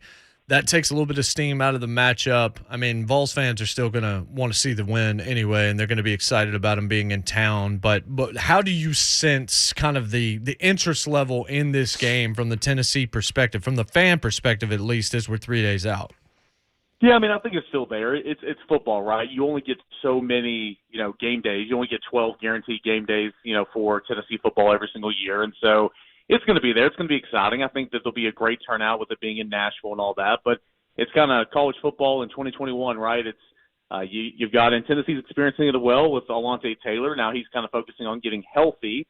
You can't blame him there before the Senior Bowl and pro day and all that. But you've got George Karlaftis on defense, who had about 12 TFLs, 5 sacks. He was a Big Ten first teamer. He's a projected first round guy. He's an edge player, and he's a really, really good player. He's not going to be out there for Purdue. And David Bell, their top wide receiver, who has had a phenomenal career for the Boilermakers. He's not going to be out there. But not just those guys. You'll stay on the offense, look at receiver. So you're going to be without David Bell. The status of Milton Wright, who is a starting wide receiver, it's up in the air due to his academic standing per reports. You've got Yassim Abdur-Rashadman is going to be out with injury. Marshawn Rice is out with injury. So for a team that likes to throw it for around 350 yards per game, they could be without their top 3 wide receivers, which is going to be very problematic for Purdue. Tennessee is going to look to take advantage of that, but I think that a little bit of the luster might be off due to that, but still it's going to be an exciting time, and I think fans are really looking forward to what Thursday is going to present. Man, Kane, again, congratulations on the engagement. Man, that's huge. Don't ever forget that date also as you set your wedding date, by the way. Thanks, man. Thanks, man.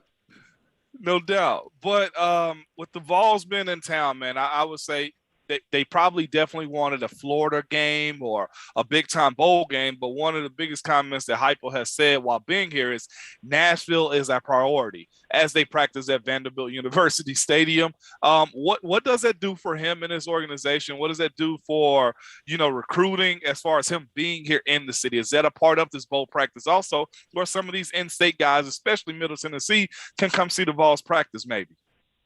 Yeah, I mean, I think it's big, right?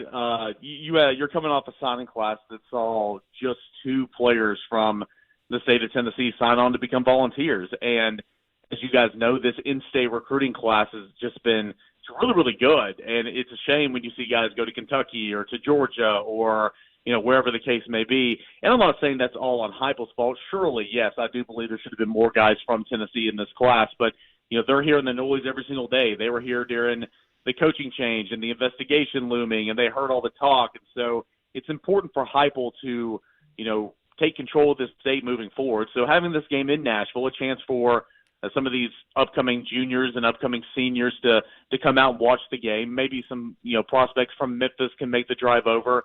I think it's huge. And so I think it all kind of goes along with, what he's trying to do and what Tennessee's social media account's trying to do. And, saying Tennessee is Nashville's team and trying to lock down this state. Yeah, I thought it was petty, and it was appropriate too, by the way, considering they had Vanderbilt had another entity running their social media account. But as far as this team goes, with the amount of guys that have elected to come back, have we seen whether or not Cade has said he was coming back too, and with the guys that's already committed for next year to come back again? What is the outlook for this team going to be? I guess the expectations for this team is going to be. Yeah, Cade Mays has not made an announcement on what he plans to do. Just my personal opinion, I think I'd be surprised if he were to, come out in the next couple of, days or week or whatever and say he was coming back to Tennessee. I would be surprised. But still, that decision is looming. But you've got, of course, Hendon Hooker starts with him, and that is just ginormous for what this team and this offense's potential could be. Jerome Carvin, an offensive lineman. You've got over the weekend, Cedric Tillman announced he's coming back. Your two tight ends are coming back. So offensively, even if Cade Mays decides to go on to the NFL, you're feeling really good about what you have offensively. 4 or 5 offensive linemen coming back, your running backs coming back, and your top receiver, along with the quarterback. So the expectations are still going to be there to score points, go in a hurry, and play an exciting brand of football. You just need some help defensively. You're losing Matthew Butler, which is going to be huge. You're losing Alontae Taylor, which is going to be huge. You'd like to go out and get a linebacker through the transfer portal. So I think there's still a ton of excitement surrounding this team and the expectations for what 2022 can bring.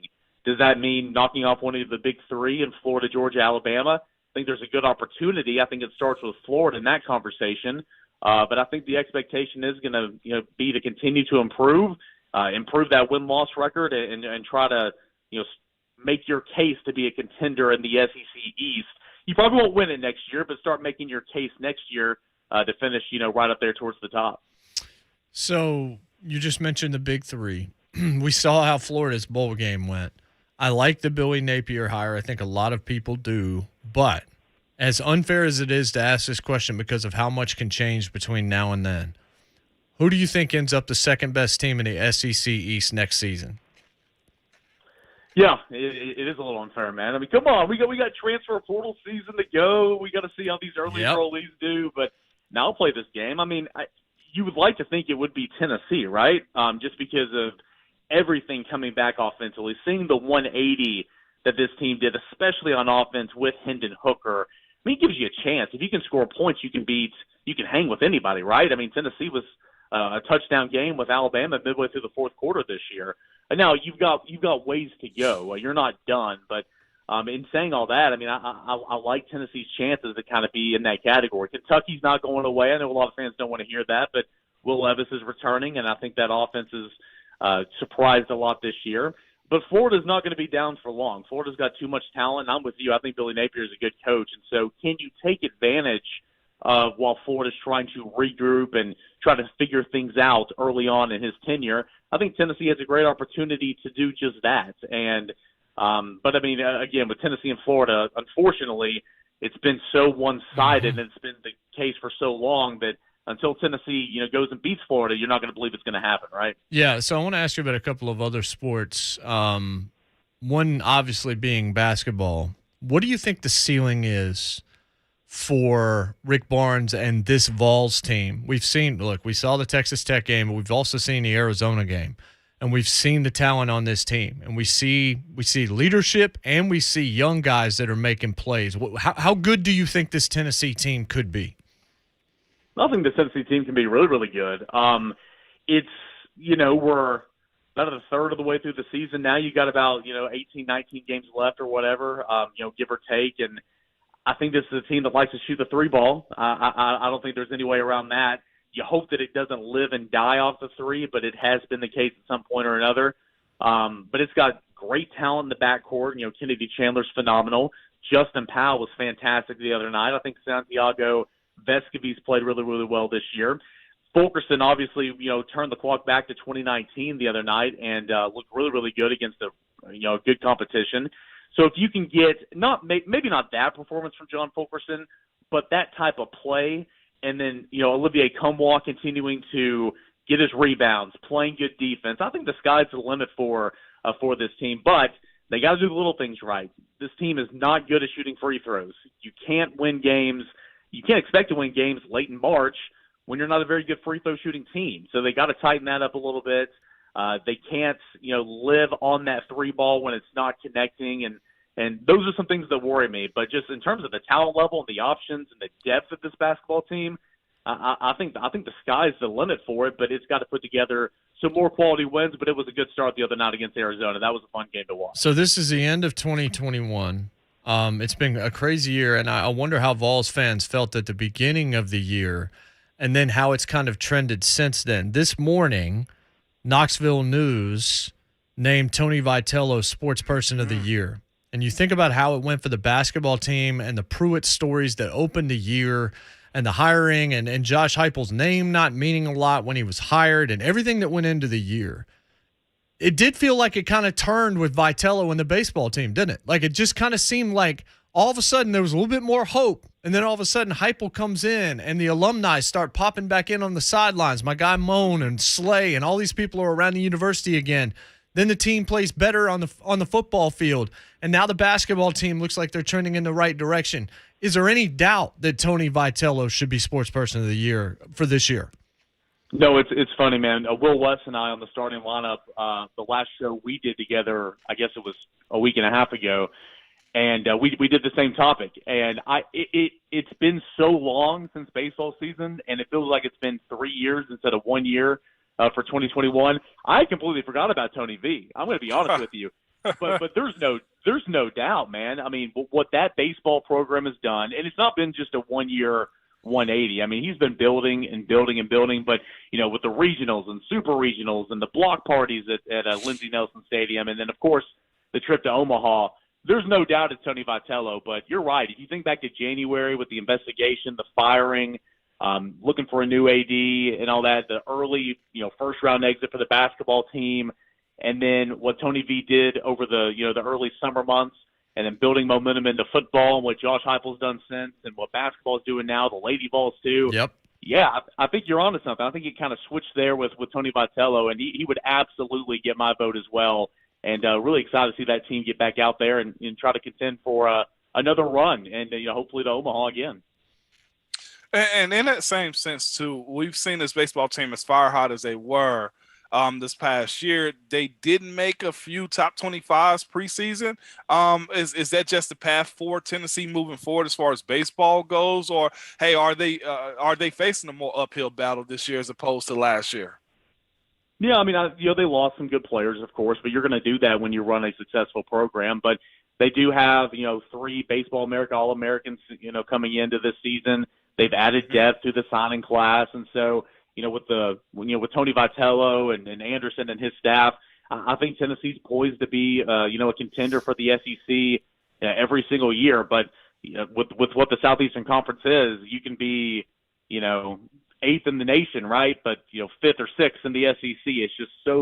It's such a talent-rich conference in terms of baseball in this country, and that's the same for football, of course, and women's basketball and track and field and a whole other bunch of sports.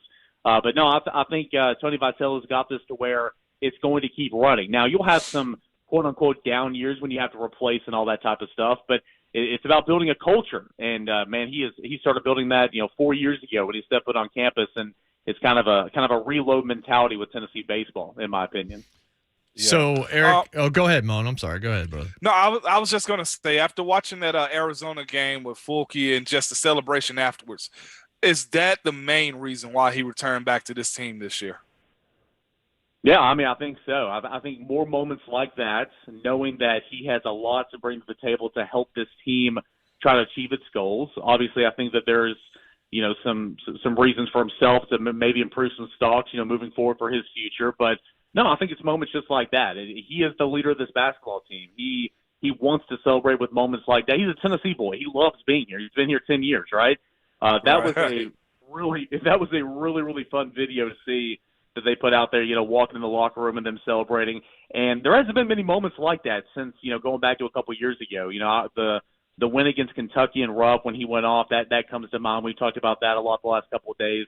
But I think it is moments just like that you're pointing out is why a main reason why John Fulkerson wanted to come back. And he knew all the talent coming back in for this class, just like last year. He knows the potential that this team, has to have many more moments like that. Eric, who is playing in the college football championship? Not who we know who's playing on Friday, but what's the matchup?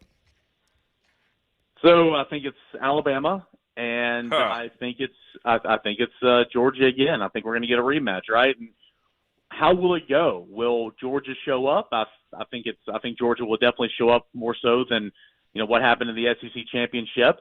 Will they win? I don't know. We'll have to see, but I think we're going to get a rematch and hopefully a much better football game. And Michigan's had a fantastic year, and what Jim Harbaugh's done and kind of putting all the naysayers aside and everything, and rightfully so. I mean, he couldn't get past his own division for so long, but he's had a great year. I still just think Georgia's a really, really good football team, top to bottom. And I'm expecting another rematch for the national championship like we saw in the SEC championship. Congrats again, brother. We appreciate the time. Enjoy the city while you're here, and we will look forward to talking to you in the new year. Guys, sounds good. Thanks so much. Indeed. That's Eric Kane from the Sports Animal in Knoxville, the Locked On Vols podcast as well, and newly engaged. Newly. And as you said, put that in your phone calendar. Yeah. Whenever that date is made, because you've seen it on like sitcoms forever. People forget that date. You will forget that date. You will forget it, or you will second guess yourself. I'm pretty sure it's this day. No, you put it in the calendar.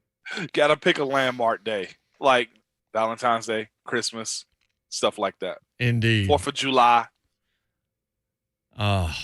Indeed.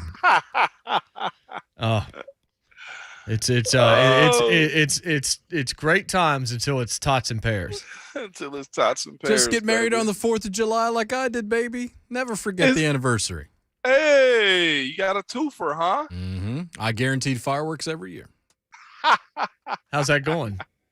Not as well as I'd like. Somebody snap those bottle rockets. Pew pew. Alan Bell will join us in the next hour of the show. We'll go back to the football weekend in the NFL when we come back. Or maybe I will just torture Moan with birthdays. We'll see. You know what? We might. Sometimes we just do.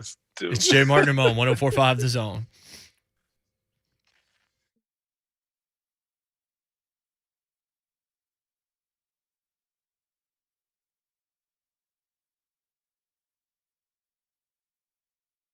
Hey, are you tired of renting? Now, you remember me telling you in January you might have had New Year's resolution to get into that dream home or to lower your home loan payment. And it's possible that you might have let that go too far. So you might want to make a 2022 resolution and then get it done before the end of January. You can make your dreams of home ownership happen with a quickness, though, if you just contact my pals at Mortgage Investors Group. They're ready to walk you through all your options, offer the advice that you need to get you started, and get you ahead of everybody else by getting pre-qualified before you ever start looking. It's pre-qualification, gives you the bargaining power that you got to have. It's going to help you close quicker than everybody looking for the same house that you are. Get pre-qualified and get moving. As a first-time home buyer, that first home loan, there's a lot that goes into it. It can seem like a really daunting task, and it kind of is, but you don't have to worry as long as you have the right people on your side. Mortgage Investors Group is going to be here for you every single step of the way. 100% financing possible to take you from renting to owning based on borrower qualification. Mortgage Investors Group committed to helping Tennesseans like you fulfill your dreams of home ownership. They want to be your home loan lender. I want you to let them. Go to migonline.com. That's migonline.com. Get the advice you need. Get that pre-qualification process started. See all that they can do for you. Offices to serve you in Brentwood, Hendersonville, Cool Springs. You will find one near you. They are the best. migonline.com, or text the three letters MIG to 31399. That's 31399 to get pre-qualified with Mortgage Investors Group. Equal Housing Lender, license number 109111.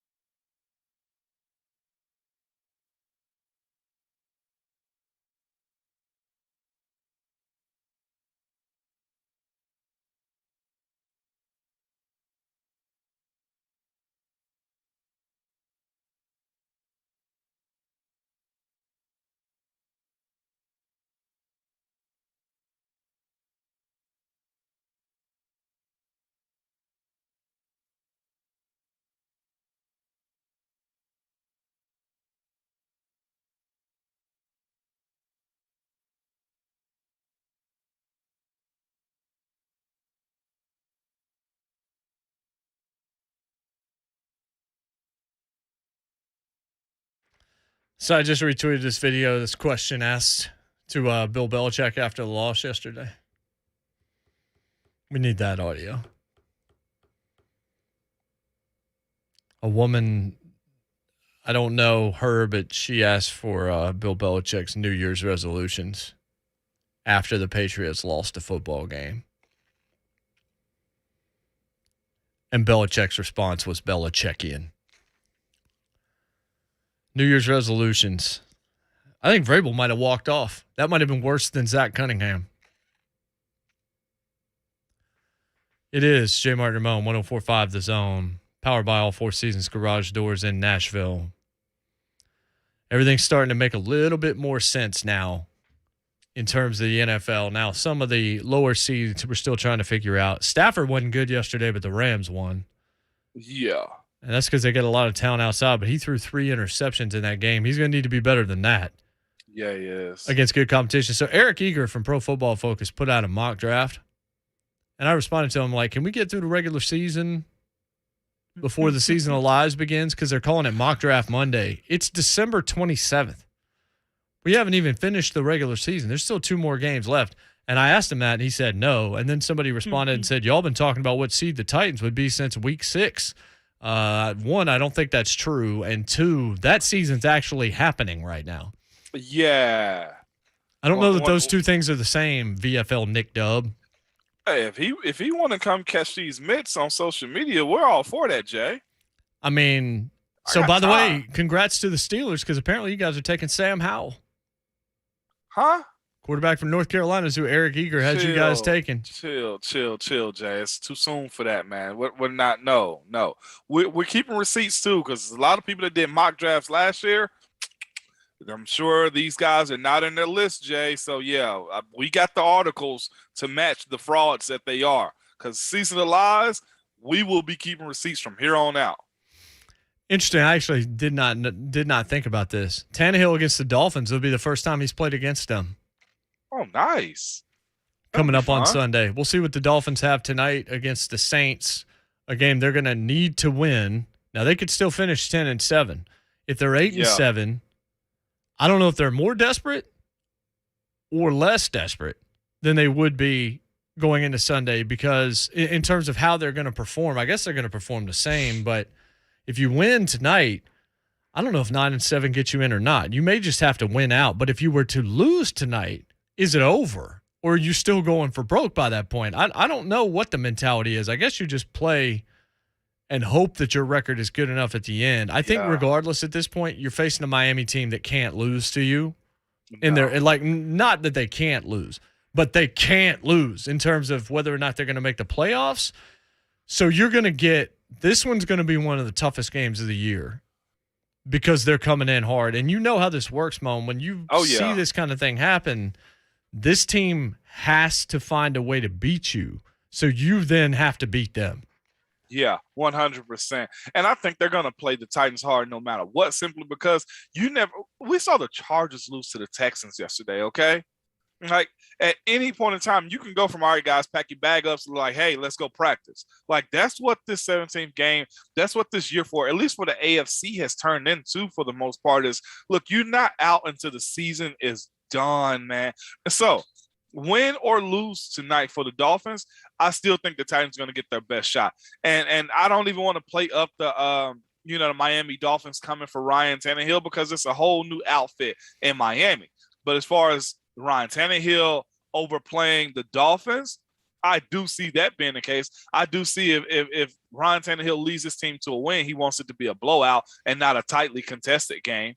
I think he's that type of guy that at the end of the day, he wants to show what you missed out on. So this game is going to be very interesting coming up real soon on Sunday, man. But tonight they got their hands full, the Dolphins, that is, anyhow with the Saints. And I don't trust the Saints at this point. I simply don't. It'd be hard to, even though right now they're in the playoffs. Yeah, well, if you can believe that. If they win out, they're in the playoffs. I think guaranteed, as a matter of fact. Really? So think about that. God, I didn't see that. Hey, Moan, Haley Williams is 33. Who is Haley Williams? Haley Williams, Probably a TikTok star. I don't really know that name. Haley Williams. Going once. The first female referee in the NFL. She is a woman, so that's good. Haley Williams is, Shafe, do you know? No. Lead singer of Paramore, Nashville. I didn't know that's what her name is. Okay. Yeah. Thanks, Shay. You're just like me. Yeah, she's just the chick with Paramore. Do you know who Paramore know her is, name. Moan? No, I do not know what Paramore is. I've never even heard of it. John Amos is 82, Moan. Hey, now, Yeah, I know coming you to know. America. Pops, man, coming to America. Good times. Yeah, West Wing. If you didn't, yeah, he was for a little while. Yeah, he was in Roots, of course. Die Hard 2. Roots. Die Hard 2. John Amos is just one of those guys you see it and be like, well, I want to see his character because he's probably going to be interesting. He's probably going to be is he a dad in most of them too, by the way? Yeah, a lot of times, yeah. Yeah, that's fair. Yeah. Timothy Amos. Chalamet is 26, Mo. Was he a part of the band Shalimar? You will be shocked to learn, Ramon. No, he isn't. That's close. That would have been a good answer for me, Jay. I'm gonna be real. He's an actor. Is he a singer? Most recent thing he did was Dune, the remake of Dune with Jason Momoa and Zendaya. Video Zendaya. game? Video game? No, Dune. Dune. Oh, I thought we were talking about Doom 64 here, Jay. We were Never not. mind. We were not. Never mind. Stop talking about your best Christmas gift ever. Straight up. Masi Oka, 47, Moan. Masi Oka, Jay. There's absolutely no way. Let's go with Masi. Oh, golly, Jay, you stumped me on that one. I like all the questions. Lead singer of NWA. Why would that be your thought? Because you know who's in NWA. We all three do. Masi Oka. He was in Ready Player One, if you want to think about a movie. Masi Oka played the role of Hero on Heroes on NBC, which was a huge show until it became terrible at the end of its first season. And then for some reason went on 4 more. Did it really? That's right. I'm going to skip Bill Goldberg because I'm just Come on, man. You got to let me have Goldberg. Lars Ulrich turned 58 just before Christmas. Actually, no, he turned yesterday. I'm doing something from yesterday. Lars Ulrich, 58. Who's Lars Ulrich? Was he in Home Alone? You said Christmas. That's the first thing I thought of.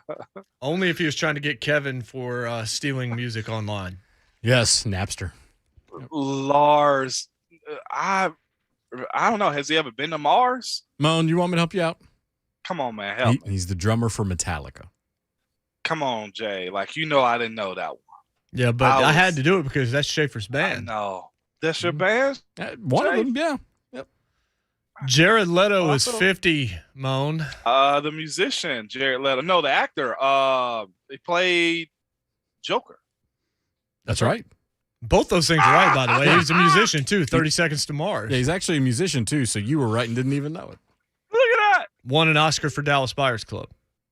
Is that what that movie right there was wild, too, by the way. Completely overacted in the new Gucci movie.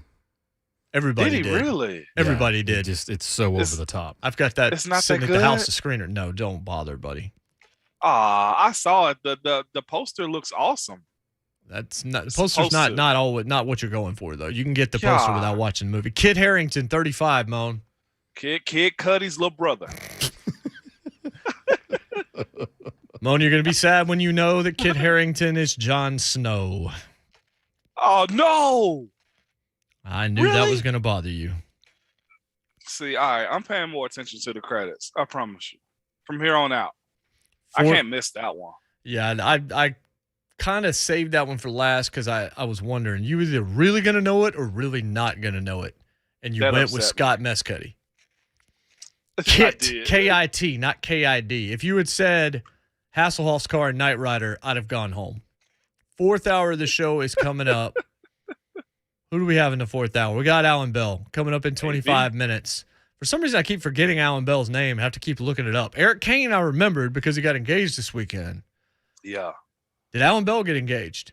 Hey, maybe. Don't know. Maybe he did. We'll talk to him about He's that everywhere. and everything else going on around the world of the NFL and get some lines and all that good stuff coming up. Fourth hour of the show, JMart Ramon, 104.5 The Zone.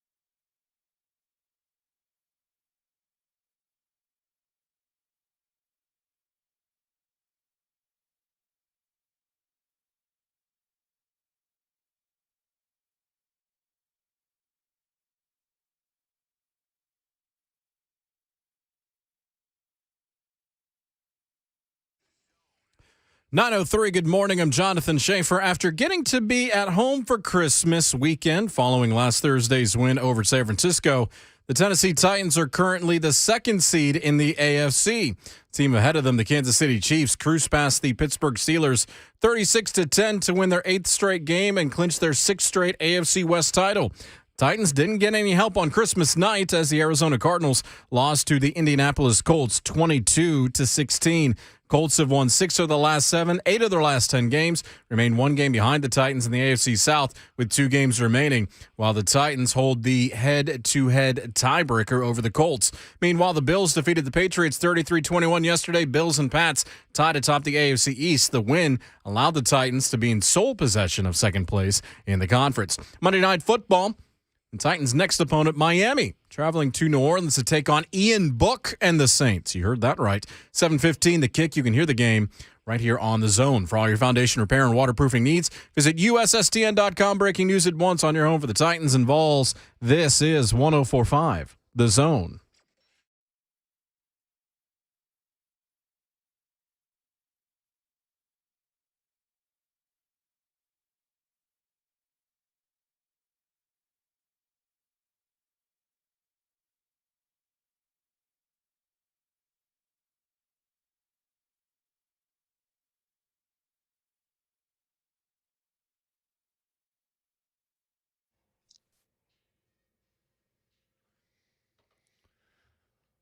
What's happening? 4th hour, hashtag fastest. 4 hours in radio is upon you, upon us. Blessed to bring it to you courtesy of All Four Seasons Garage Doors in Nashville. When trust matters, count on our guys. AllFourSeasonsGarages.com to learn all that you need. 11-year NFL veteran involved for life, Ramon Foster. Jonathan Schaefer, Jason Martin. Moan's at home, but he's here. Yeah. We didn't have the tech set up to do it on Friday, but now we do. Hopefully he'll be back in within the next couple of days because I might just take this gift back. No, because I'm holding you hostage. Because the gift that I got for you,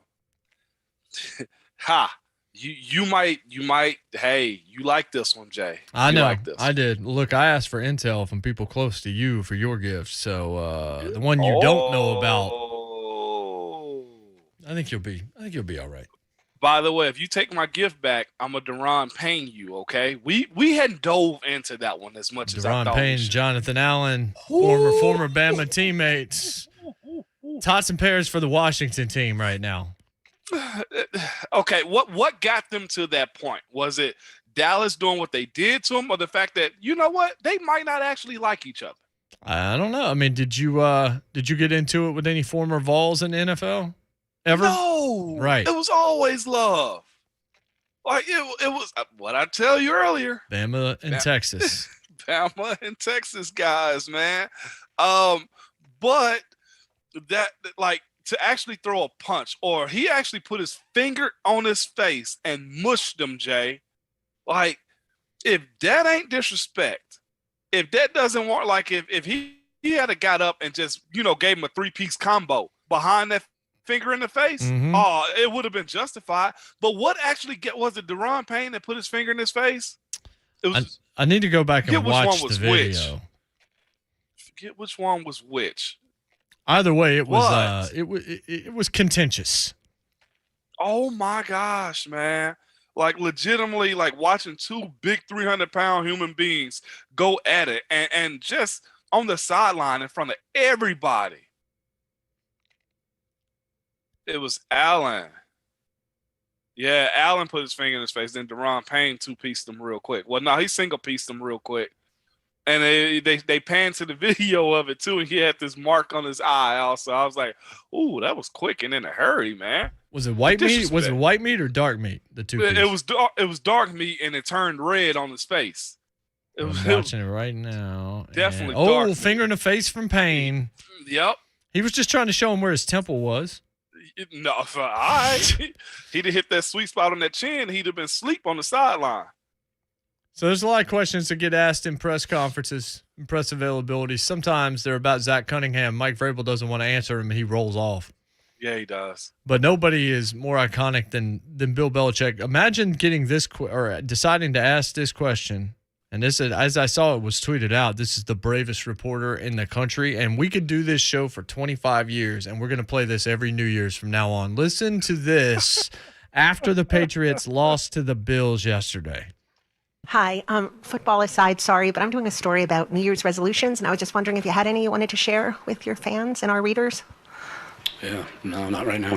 Okay, thanks. Maybe next week. Maybe next week. They just lost. Man. She's like, hey, look, far be it for me to stereotype, but it doesn't seem like she's a sports reporter. Maybe next She's like, week. let's move on from football. I have a New Year's resolution topic for you. Maybe next week. This is a guy who famously says move on to Cincinnati to his wife when she asked him to take out the trash. You know, we're I'm not taking out the Bills today. We're moving on to Cincinnati for next week, and you know what? I don't this week, but Maybe next week. What in the world? By the way, man? by the way, do y'all see y'all phones and what I just? Oh, sent y'all? I'm looking at it. I just see it. I see it.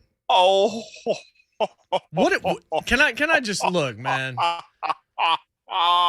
Can Lawan get out of You this gotta give city, it to him. please? Look. It's time for the Titans to move on from their left tackle. Well, explain what we're looking at. Tell them what's going Taylor on. Lewan on Christmas said, I think I speak for all Titans fans. We really need Chandler Jones to have a week 1 game tonight. Which is true. Yeah. Which is true. But he can't reference that like that, can he? And Chandler Jones then replies, quote tweets this and says, sorry I let you down, which is what Taylor said after getting annihilated by the Cardinals in week 1. Oh, my gosh. Dog. Come on. And the fact that Chandler Jones is playing along with it by telling him, I'm sorry I let you down. Oh, my goodness, man. Whew. Why? Like, I just why? I don't even know how to take this tweet from Taylor to begin with. I'll be completely honest with you. But the fact that Chandler Jones pretty much trolled him behind it. What's funny is all the weird comments that I see to this, or a lot of them, don't get it. Like Titans fans are like, yeah, you did let us down. Also, like, no, you don't understand. Yeah, no, man. I can get how you can pick a side on what you want to say and how you feel about that. But again, I'm not of that mindset. Hey, dog, you dogged me out, so go dog someone else out. I was kind of joking when I said get him out of town. Like, I predict he's going to be out of town. But I see that I'm just like, dude, we all know. We all know you got worked. We saw the tweet that nobody in the NFL liked.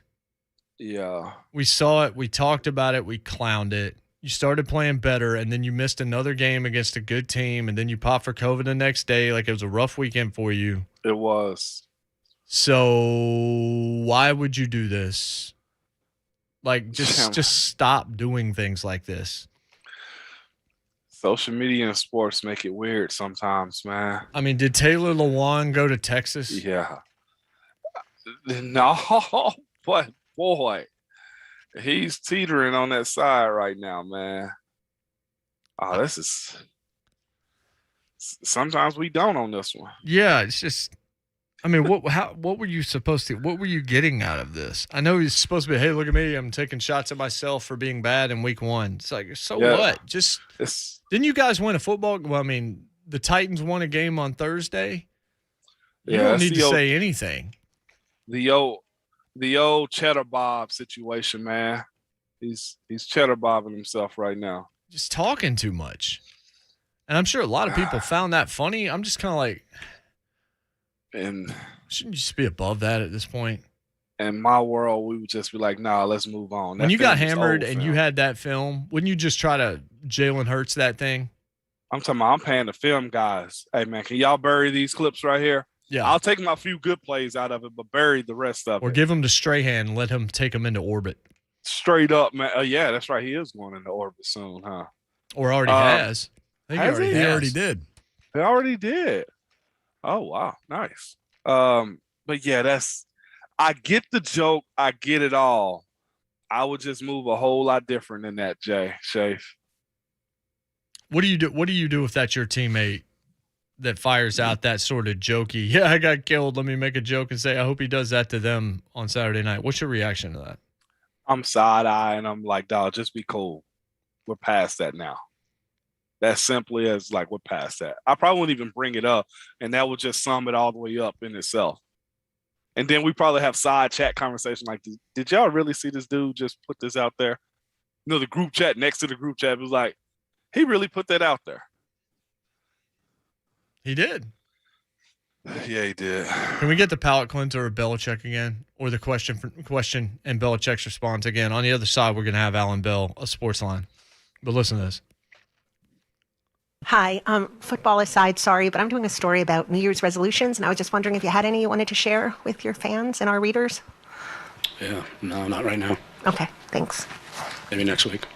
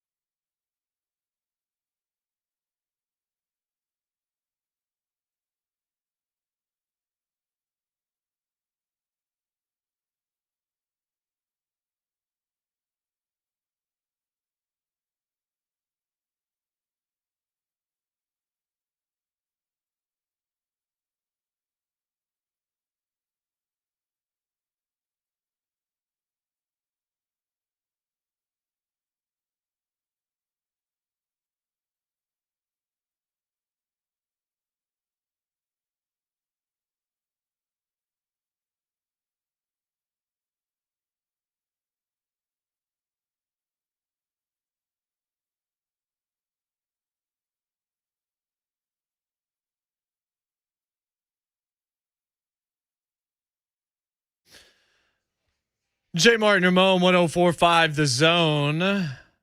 We're powered by All Four Seasons Garage Doors in Nashville. Great to be with you. 11-year NFL veteran involved for life, Ramon Foster. Yep. Jonathan Schaefer. I'm Jason Martin. Moan, you're still negative, right? Somebody just asked me that. You're good. Yeah. Just taking precaution. Yeah. I'm exposed, so I don't want to expose you degenerates. I'm surprised you didn't show up, expose us, and then go home and say, by the way, I got COVID. Hey. Oh, yeah. Hey. Oh, yeah. That would not be a good teammate right there, dog. Yeah, well, that would just be on brand for this show, though. Like, it would be so. That would be cold. It'd be just like the Andy Chappelle show. I'm rich instead of that. I got COVID. Yeah, for real. Now you got COVID. Everybody got it. Everybody get the Omicron, the Omnicorn. Hype down. Mark Spain Real Estate Hotline, our pal Alan Bell of Sportsline. Alan Bell 24/7 is the Twitter account. It won, I think, Nashville Scene Best Social Media Presence or something like that. Fun fact, Alan Bell's Twitter account's actually run by 27 people. Is that true, Alan? It is. Yeah. We got 27 people all over the country, so we can hit these different time zones, man. Yeah, I'm with you. How you guys doing, man? I miss you guys. I ain't talked to you in a while. Yeah, no, we're doing. Sometimes you just do. You know what I'm saying? That's kind of how it goes around these parts. That's all you can do. Yeah, exactly. And if you're the Arizona Cardinals, sometimes you just don't, because that's what's happening there. So I'm going to ask you this because you're a gambling guy, Alan. Why would you bet on the NFL until day of, considering you don't know who's going to be available and not, at least based on the last few weeks and the way Omicron is spreading and the way they're reacting to it? Yeah, it's a great question. You're pretty much right. Usually you try to get in early, get the best number that you can, try to beat the market, beat the public. But now the only thing you're doing is playing yourself, man, because we get to an hour and a half, 2 hours before game time, and the whole thing could switch. So, yeah, normally I'm the first person on here that's screaming, to get these numbers in on Tuesday, on Wednesday, early Thursday. But you have to wait, man. Like, time is your friend now. So it's kind of annoying, but it is what it is. We got to live with it. So, go ahead, Mom. Man, Al, since we're just opening up with Alan here too, Alan Bell, I just got to ask you, man. I watch you guys talk about betting all the time. I watch Ron and 3HL. Everybody talk about bet. And then you look at the line. I can't even front. As a player, we would say, what does the line say? What are we, 3-point favorites? What, 7-point favorites? And you know what? Yeah. Most of the time, you guys are right, Alan. Jason said it's 27 people working your account. I honestly think it's 227 people working in Vegas to figure out what's the lines and spreads of these games. How are y'all so close on saying they're going to win by less than 2 and it hits? It's nuts, man. I'll tell you what, last Super Bowl went out to Las Vegas. We're partners with Caesar Sports, which was William Hill, and went out there and saw their entire sportsbook operation, right? And it's amazing. Like, they literally have a room of just data engineers at computers that are sitting here just crunching numbers, crunching data, everything, right?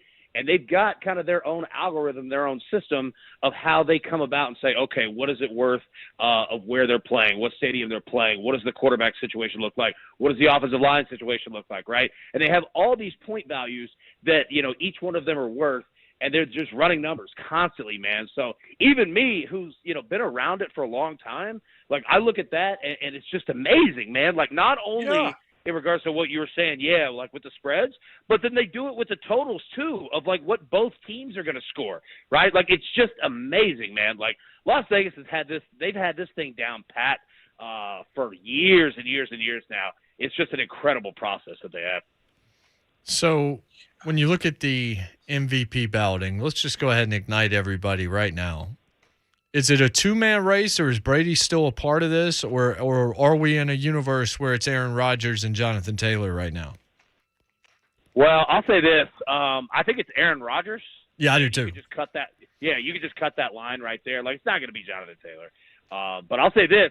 The person to watch out for coming for that number 2 spot is Patrick Mahomes, man, because 1, he's a very easy person to vote for, and 2, the resurgence of the Chiefs this year. I'm not saying I agree with it, I'm just saying what the voters look at, right? Like, he's an attractive name and easy to vote for. But I don't think any of that matters. It's going to be Aaron Rodgers. What he's done is just insane. And it's crazy that we're not even talking about it, right? Like, he has, 33 touchdowns and 4 interceptions? And it's not even like, it's like we expect it. You know what I mean? Like, it's just insane what this guy has done. And especially he had no training camp. Like it's just crazy. Like, this guy is just nuts, man. So, yeah, man, I think it's Aaron Rodgers. You just cut that line. But Mahomes and them, they'll be in the conversation. Jonathan Taylor, he's not going to be in there. Great running back, but, no, that ain't happening. So what happens, I guess, with the national narrative when you have a guy that's painted as much as Jonathan Taylor is right now? Like, is as far as just lines and just betting on him to do certain things, does he actually hit on those type of like situations? Like, he's going to have 100 yards. I think it said like in the 9 or 10 games he's had 100 yards, they've won. Can you bank on that every single time with him? Yeah, well, I'll tell you what, you mostly can. Okay, so I'll give you the perfect stat. Coming into this past. When did they play? Saturday? Yeah, they played Saturday. Yeah. Coming into Saturday, he had 11 straight games with a rushing touchdown. Okay, so you could absolutely bet on that. If he's going to have a rushing touchdown, anytime touchdown, you can put your money down. He didn't have a rushing touchdown, right? So it's like you could do it, but be careful, man, because, sometimes game script gets out of your hands, and it just doesn't pay out for you. So, yeah, like you could bet on that for sure. You could bet on his yardage. He's kind of in that Derrick Henry, area in terms of every single week. It would be Derrick Henry, 106.5 yards, Derrick Henry, 110 yards. And you're like, how in the world, like, how's he going to do it? And seemingly he does it. There's another player in the league at wide receiver that's in that same category. It's Cooper Kupp. His numbers are generally about 103 to 108, per game. And my man in L.A. is hitting it every single week, right? So, yeah, he's certainly in that upper tier category.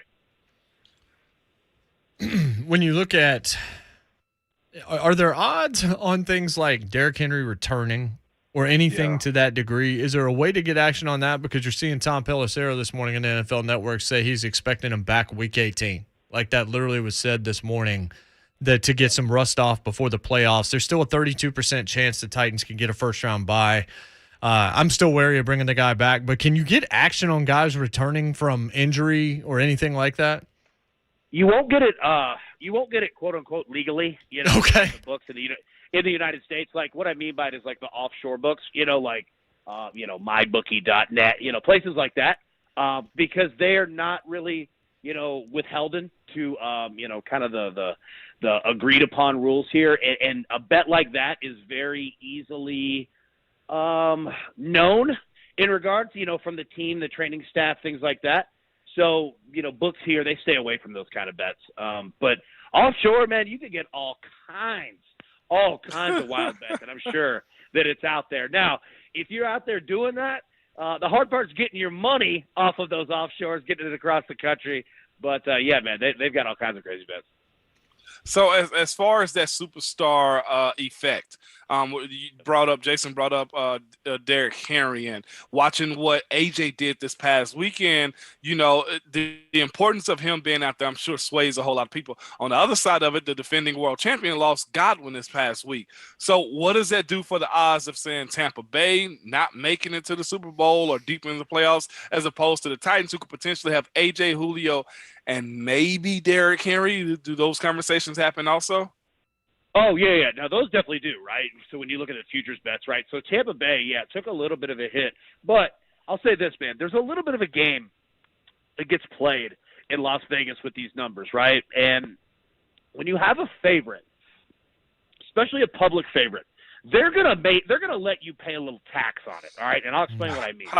So So take a look at teams like the Chiefs, Alabama, the Bucks, right? When it's a very public favorite, okay, in regard whether it's a game or whether it's a futures like that, they know. We'll just use Alabama, all right, in the national championship game. Well, they know the public wants to bet Alabama. Public always wants to bet favorites, okay?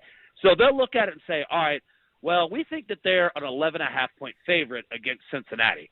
Well, they'll drop the line at 13.5, knowing that you'll pay the 2 extra points just as And people don't really pay attention to that, but they know, the books know that they'll do it, so they build themselves a little bit of insurance built into it. That's why you saw the Chiefs forever would be 10.5-point favorites, 11-point favorites, and they never cover at home.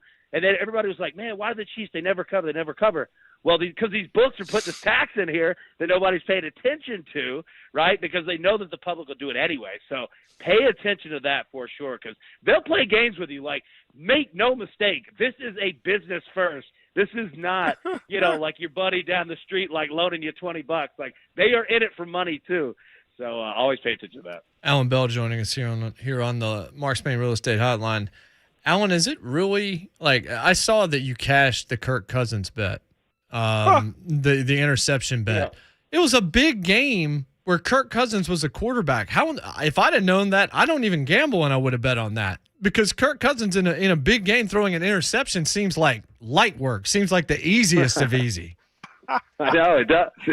It does, right? Like, I'm telling you, I probably bet 4 times the amount of player props that I do spreads and totals, because with, all kinds of crazy things that go on in games, man, it's so difficult to hold that spread or that total for an entire game. Whereas you can look at a prop like a Kirk Cousins and say, well, I think my man is going to get a pick because they don't have Dalvin Cook. You're facing super pressure, from the Rams defensive front, and he's going to toss one up there. And he ended up doing it, in the first quarter, right? So it's like you hit that bet and you're done. You can just sit back and relax. I had Amari Cooper last night, longest reception over 21.5 yards. He hit that on the second drive. Right now, I'm not saying it always works out that way, but you could find so much more value in these player props, and they pay out the exact same as spreads and totals. So I'm not saying anybody don't bet those games, because it's fun to do that. But, yeah, man, when you get these player props and you can kind of dig in, on the, positional matchups, et cetera, dude, you could find a ton of value out there. I'm sure the term feast or famine is always used when it comes into betting and stuff like that, AB. But in terms of Baker Mayfield, is it more famine than it actually is feasting when it comes down to betting with him? Oh, yeah, man. Because you almost get into a fade, moment of him. Say his, passing yards for a game will be 260. We'll just say that. Well, it's like, dude, I don't feel it. So I'm going to go under, right? I'm going to fade that. And then, does he throw an interception? Boom, I'm going to hit that one too. So you find these players that you just kind of fade, and you're like, the numbers are big because he's a popular name, and the public always wants to bet overs, right? So it's like, all right, I'm going to let the public bet it up. Boom, I'm playing the under, right? So there's definitely there's definitely a famine, aspect involved to it. You're exactly right. And there are players like him, like Baker, who absolutely, man, they'll cash you money all day, every day. Doing it. Coach of the year, Alan. Belichick, it's possible he's sliding a little bit, because it looks like the Patriots that were ahead of schedule are starting to look ahead of schedule, and now they're looking like they're back on time. What do you think about Coach Vrabel now? You're hearing his name mentioned more and more. If they could end up with the number 1 seed, if it were to break that way, what are the odds looking like right now with Coach of the Year? Yeah, so you're going to find Vrabel 4 or 5 spots down, maybe even more. For some reason, he just doesn't get a lot of love in these categories. And it's because Vrabel is who he is. Mike Vrabel's got a lot of, Mike Tomlin, right, in terms of they don't say a whole lot. They deal with their team. They'll put it out there, hey, you know what, we want to win. That's what we're here to do. They don't put a lot of excuses out there. They just say, hey, tough game. We didn't play like we're supposed to. We're going to get to work on it. And that's it, right? You just don't get that much out of them. But what you see are the results that they put up, right? So, Vrabel, I think if the Titans get the number 1 seed, he's certainly going to be in the conversation. And the funny part is that it might come down to Vrabel and Matt LaFleur in Green Bay. Nobody really talks about him. But, my man is just winning. That's all that he does. Think about this. All right, so he's coached 23 games now at Lambeau Field, okay? 23 in his short career. He's won 21 of them. My man does not lose at home ever. It's just insane, man. And, he doesn't get talked about because Aaron Rodgers is there. But I got a feeling, man, if it's the Packers with the number 1 seed, he's going to be the talk. And then Mike Vrabel or Andy Reid, because everybody is, like you said, wanting to bet Bill Belichick. But it's kind of sliding down now. And I'm interested in a Zach Taylor with the Bengals. Yeah. Where does he fall in this conversation? I mean, he's having a hell of a year too. So, yeah, these are going to be a big couple weeks here for him. In that same sense, Alan, as far as Black Monday coming up, and we know what that means. You talk about Coach of the Year, but there's also going to be some coaches fired on the first Monday after the end of the regular season. Who's leading the charge as far as losing their job? And I hate to even put that out there, but I'm sure there's a bet to be made on that also. Yeah, so, the big favorite is going to be Matt Nagy in Chicago, right? Like, he's your favorite. And you're not going to get any value now because he's the overwhelming favorite, to get fired. Where you're going to make your money is Pete Carroll in Seattle. That's where you're going to make your money because I think that they're done. Now, I don't know if it's a firing. Like, I think they would have some class and respect about it, and say, look, hey, both sides have agreed to part ways. But I think Seattle's about to blow this thing up, man, because they know – and this isn't anything to where, like, the two sides are against each other, but I think that they do know that they might be losing Russ as well. And they're going to have to do everything they can to keep Russell Wilson there because you get rid of Russell Wilson. Dude, the Seahawks just became the Texans. Like, you got problems, man. You know what I mean? So, I think that's the one to watch out for. How are you assessing the college football playoff right now, and what direction does the money seem to be indicating those numbers are going to end at? Yeah, so I'll tell you what, man. Like, we're going to see it this week. We really haven't seen much money because, come in one way or the other because the public generally bets in a 24-hour period. So once we get about 24, 48 hours ahead of those games, you'll start seeing lines move a lot. I'll go ahead and tell you what's going to happen. Alabama is going to go up. So if you're going to bet Alabama with the spread, get it at 13.5 before it hits 14. 14 is a key number. Think in terms of scores. In football, 3, 7, 10, 14, 17, 21, right? Like, you want to get under those key numbers. So if you're going to bet Alabama, do it now because it's not going down whatsoever, right? The public's also going to bet the over on that game. Public's also going to bet Georgia. So it's sitting at 7.5 right now. You don't have a ton of value there. But, yeah, like, if you're going to bet Michigan, wait. If you're going to bet Cincinnati, wait. I'll say this, though. I think in that first game, Alabama and Cincinnati, I think Nick Saban takes a lot of that Belichick Bills, that first game, and Nick Saban saying, I could beat you 45-35, but I'd rather beat you just 27-10, right? And just be done with it, you know what I mean? And just be healthy and ready for the national championship. I'm betting the under in that game, sitting at 58.5. I don't think they get anywhere close to that because these are actually two defensive teams. Cincinnati doesn't score all that much, and Bama really doesn't score all that much either. And think about it, like Cincinnati coming into that game, you can't win the game in the first half, but you can lose the game in the first half. So Luke Fickell's entire thing is going to be conservative, no risk, don't give him anything easy. Let's just live to see the second half, and hopefully we can keep it tight and win that one. So this is going to be a low-scoring game. I'd hit the under on that one. Well, what's the stat? What's the stat that I saw you tweet out a few days ago about Nick Saban in games at AT&T? Yeah, so he's coached 5 games at AT&T Stadium, with Alabama. 5-0. All 5 of those teams were ranked, and he's got an average margin of victory of 29.2 points in those games. So these games aren't even close, and that's including playoff games. Like, these aren't like, chump games against, Northwestern State. Like, all 5 of those teams are ranked. Like, Alabama takes care of their business in Dallas every single day. AB, we had somebody want to ask a question real quick. They were saying, is there ever any prop bets for offensive lineman getting a touchdown? Because Lane Johnson got one this past weekend. Man, I wish that there were, right? Like, I was so happy to see my man Lane get one in there. I wish. Like, that would be fantastic if there were. But no, man, you're just not going to find them. So I saw you tweeted out, I don't even know what question to ask, but can you just talk about these boots / Air Force Ones? Oh, my. The shot, like that. I don't even know. Like, where would one wear those? That's what I'm saying. Like, when you got a night where you're going to Broadway and to Mumbrian, right? And you got to be adaptable. You got to be ready to go. You've got some cowboy boot Air Force Ones, all blacks, right? They ain't gonna show scuff marks. You just get, a little water, clean them off. You're good to go. They're sharp, man. Yeah. They're wild. I couldn't believe it. I saw them, and I had the same thing that you did. I was like, what in the world are these, huh? But then you're gonna see somebody wearing them. Like somebody's gonna have it, and you're gonna have a drink or two in, and you're looking over going, "Dang, those pretty clean though, man." So are those real? I wasn't even sure if it was a real photo. Yeah, absolutely. Yeah, they're absolutely real. They're absolutely out there in the wild right now. Somebody's got them in the crib right now. So yeah. And everybody know Black Forces. You don't wear Black Forces, man. Black Forces, you come for a fight, and then it's cowboy boots. 100%. Dude, you're exactly right. Black Forces literally mean, hey, we're throwing down right here in the courtyard. What happens with Black Forces? You're right, dude. Moan, I told you that you hadn't seen one of your Christmas gifts yet. I hate to tell you.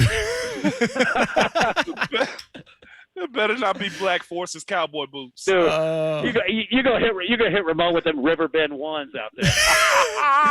The 1883s. Alan, man, happy holidays, brother. It's always good to talk to you, man. Thank you. Hey, pleasure's all mine, guys. I miss y'all. Y'all have a good day, good rest of the year, too. and we'll talk soon. Absolutely, AB. The Riverbend ones. Oh, hey, the pedestrian bridge threes. Yes, indeed. No, those are definitely the Black Forces, man. When I used to work at Finish Line managing, did not sell many of them. And the ones that you sold, you were like, whatever you want to pay, I'll take. Hey, man. Because there's a purpose behind this purchase. Hey, I'm telling you, dog. When Black Forces means you better come ready to go. They might have steel toes too, and you don't even know it.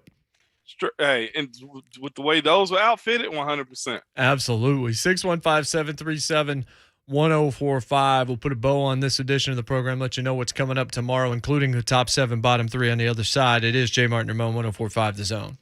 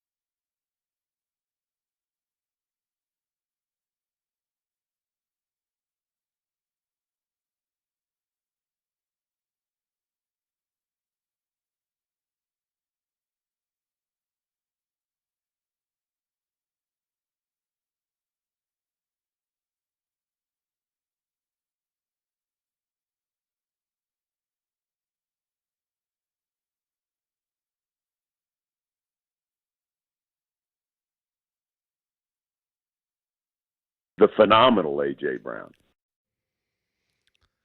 I thought you might actually be playing a cut from the game on Thursday. A.J. Brown wore black forces on Thursday. 11 catches, 145 yards, and a touchdown. Not one of the 3 finalists for Air and Ground Player of the Week from FedEx. And neither is Joe Burrow. I guess maybe that's not a quarterback thing. So, right. Our thanks to Alan Bell as well as Eric Kane from last hour, now engaged and here in Nashville for the Music City Bowl. Until we get there, I'm still side-eyeing to make sure that bowl game happens, right? Because we have seen some other things go the wrong way. So we're hoping everything's going to be good for what should be a fun one at Nissan Stadium a little bit later this week. You'll certainly hear it right here on 104.5 The Zone. Tonight, Monday Night Football, the Dolphins. Got to watch it. They're the next opponents for the Titans. They're red hot. What are you laughing at, Moan? Because now people are diving in on the black forces. Of course they are. On social media and everywhere. So I looked it up in the Urban Dictionary just to get the correct definition of what black forces mean. Can you say it on air? I can't say this one on there. According to a new law, wearing black Air Forces is a war crime. People who wear these don't fear anything.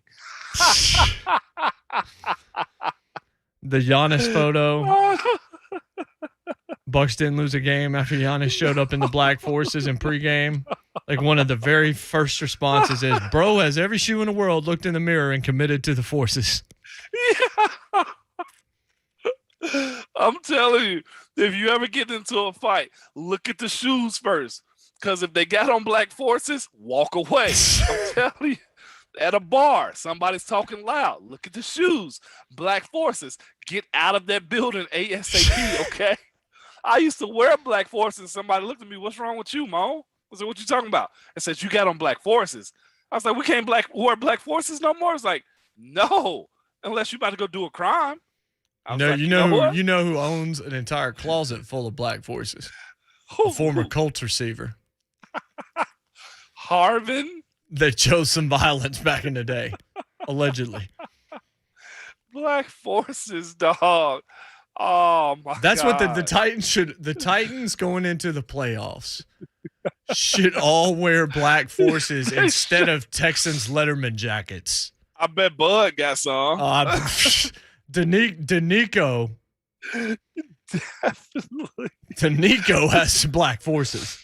Next Titans player we get on, that's what we're asking. So, how many pairs of black forces do you own? and are they creased? Don't matter because work has been done. Another definition that says somebody that does not care about life no matter what. They are ruthless, reckless, careless. Black forces, Jay. Dude. Oh my gosh. And you throw the cowboy straps on it too? What AB tweeted out? Different world, man. Different world. Oh, that is good. So this is also good. Most games this year with a 130 plus passer rating for rookie quarterbacks. You ready for this one? I'm here for this. Come on. Davis Mills has 2. Mac Jones has 1. Everybody else has 0. Man, there is no way I thought you was going there with this one. Violence, man. Jay, no. Davis Mills is the truth. Yeah. In that he plays quarterback currently. Jay, you got to be better, dog. I just put the black forces on. You did put on black forces right now. Hey, took her to church Friday. Hey, she sat there, not like all the other heathen in there. She just sat there nice and calmly and watched. We have the greatest baby of all time. Oh my God, all the other heathen. But she's choosing violence because she knows exactly one syllable that's a consonant, and it's M. So I'll look at her, I'll go, da da da da da da da da da da da da da da da da da da, and she goes, ma ma ma ma ma ma ma ma. I'm just destroyed. She just looks me in the face and says, nope, other parent, not you. Get out of the way. Buck is out today. In for him. 953 shave. In for him. He did it because he knew I was playing music underneath it because I can't use it. That's right. In for him Rhett Bryan and the doctor, Kevin Dyson. They're up next. Stick around. We'll do it all again tomorrow, including the top 7, bottom 3 for Moan and Shafe. I'm JMart. And remember, your Twitter fingers and your mic always hot, Go baby. get your black forces.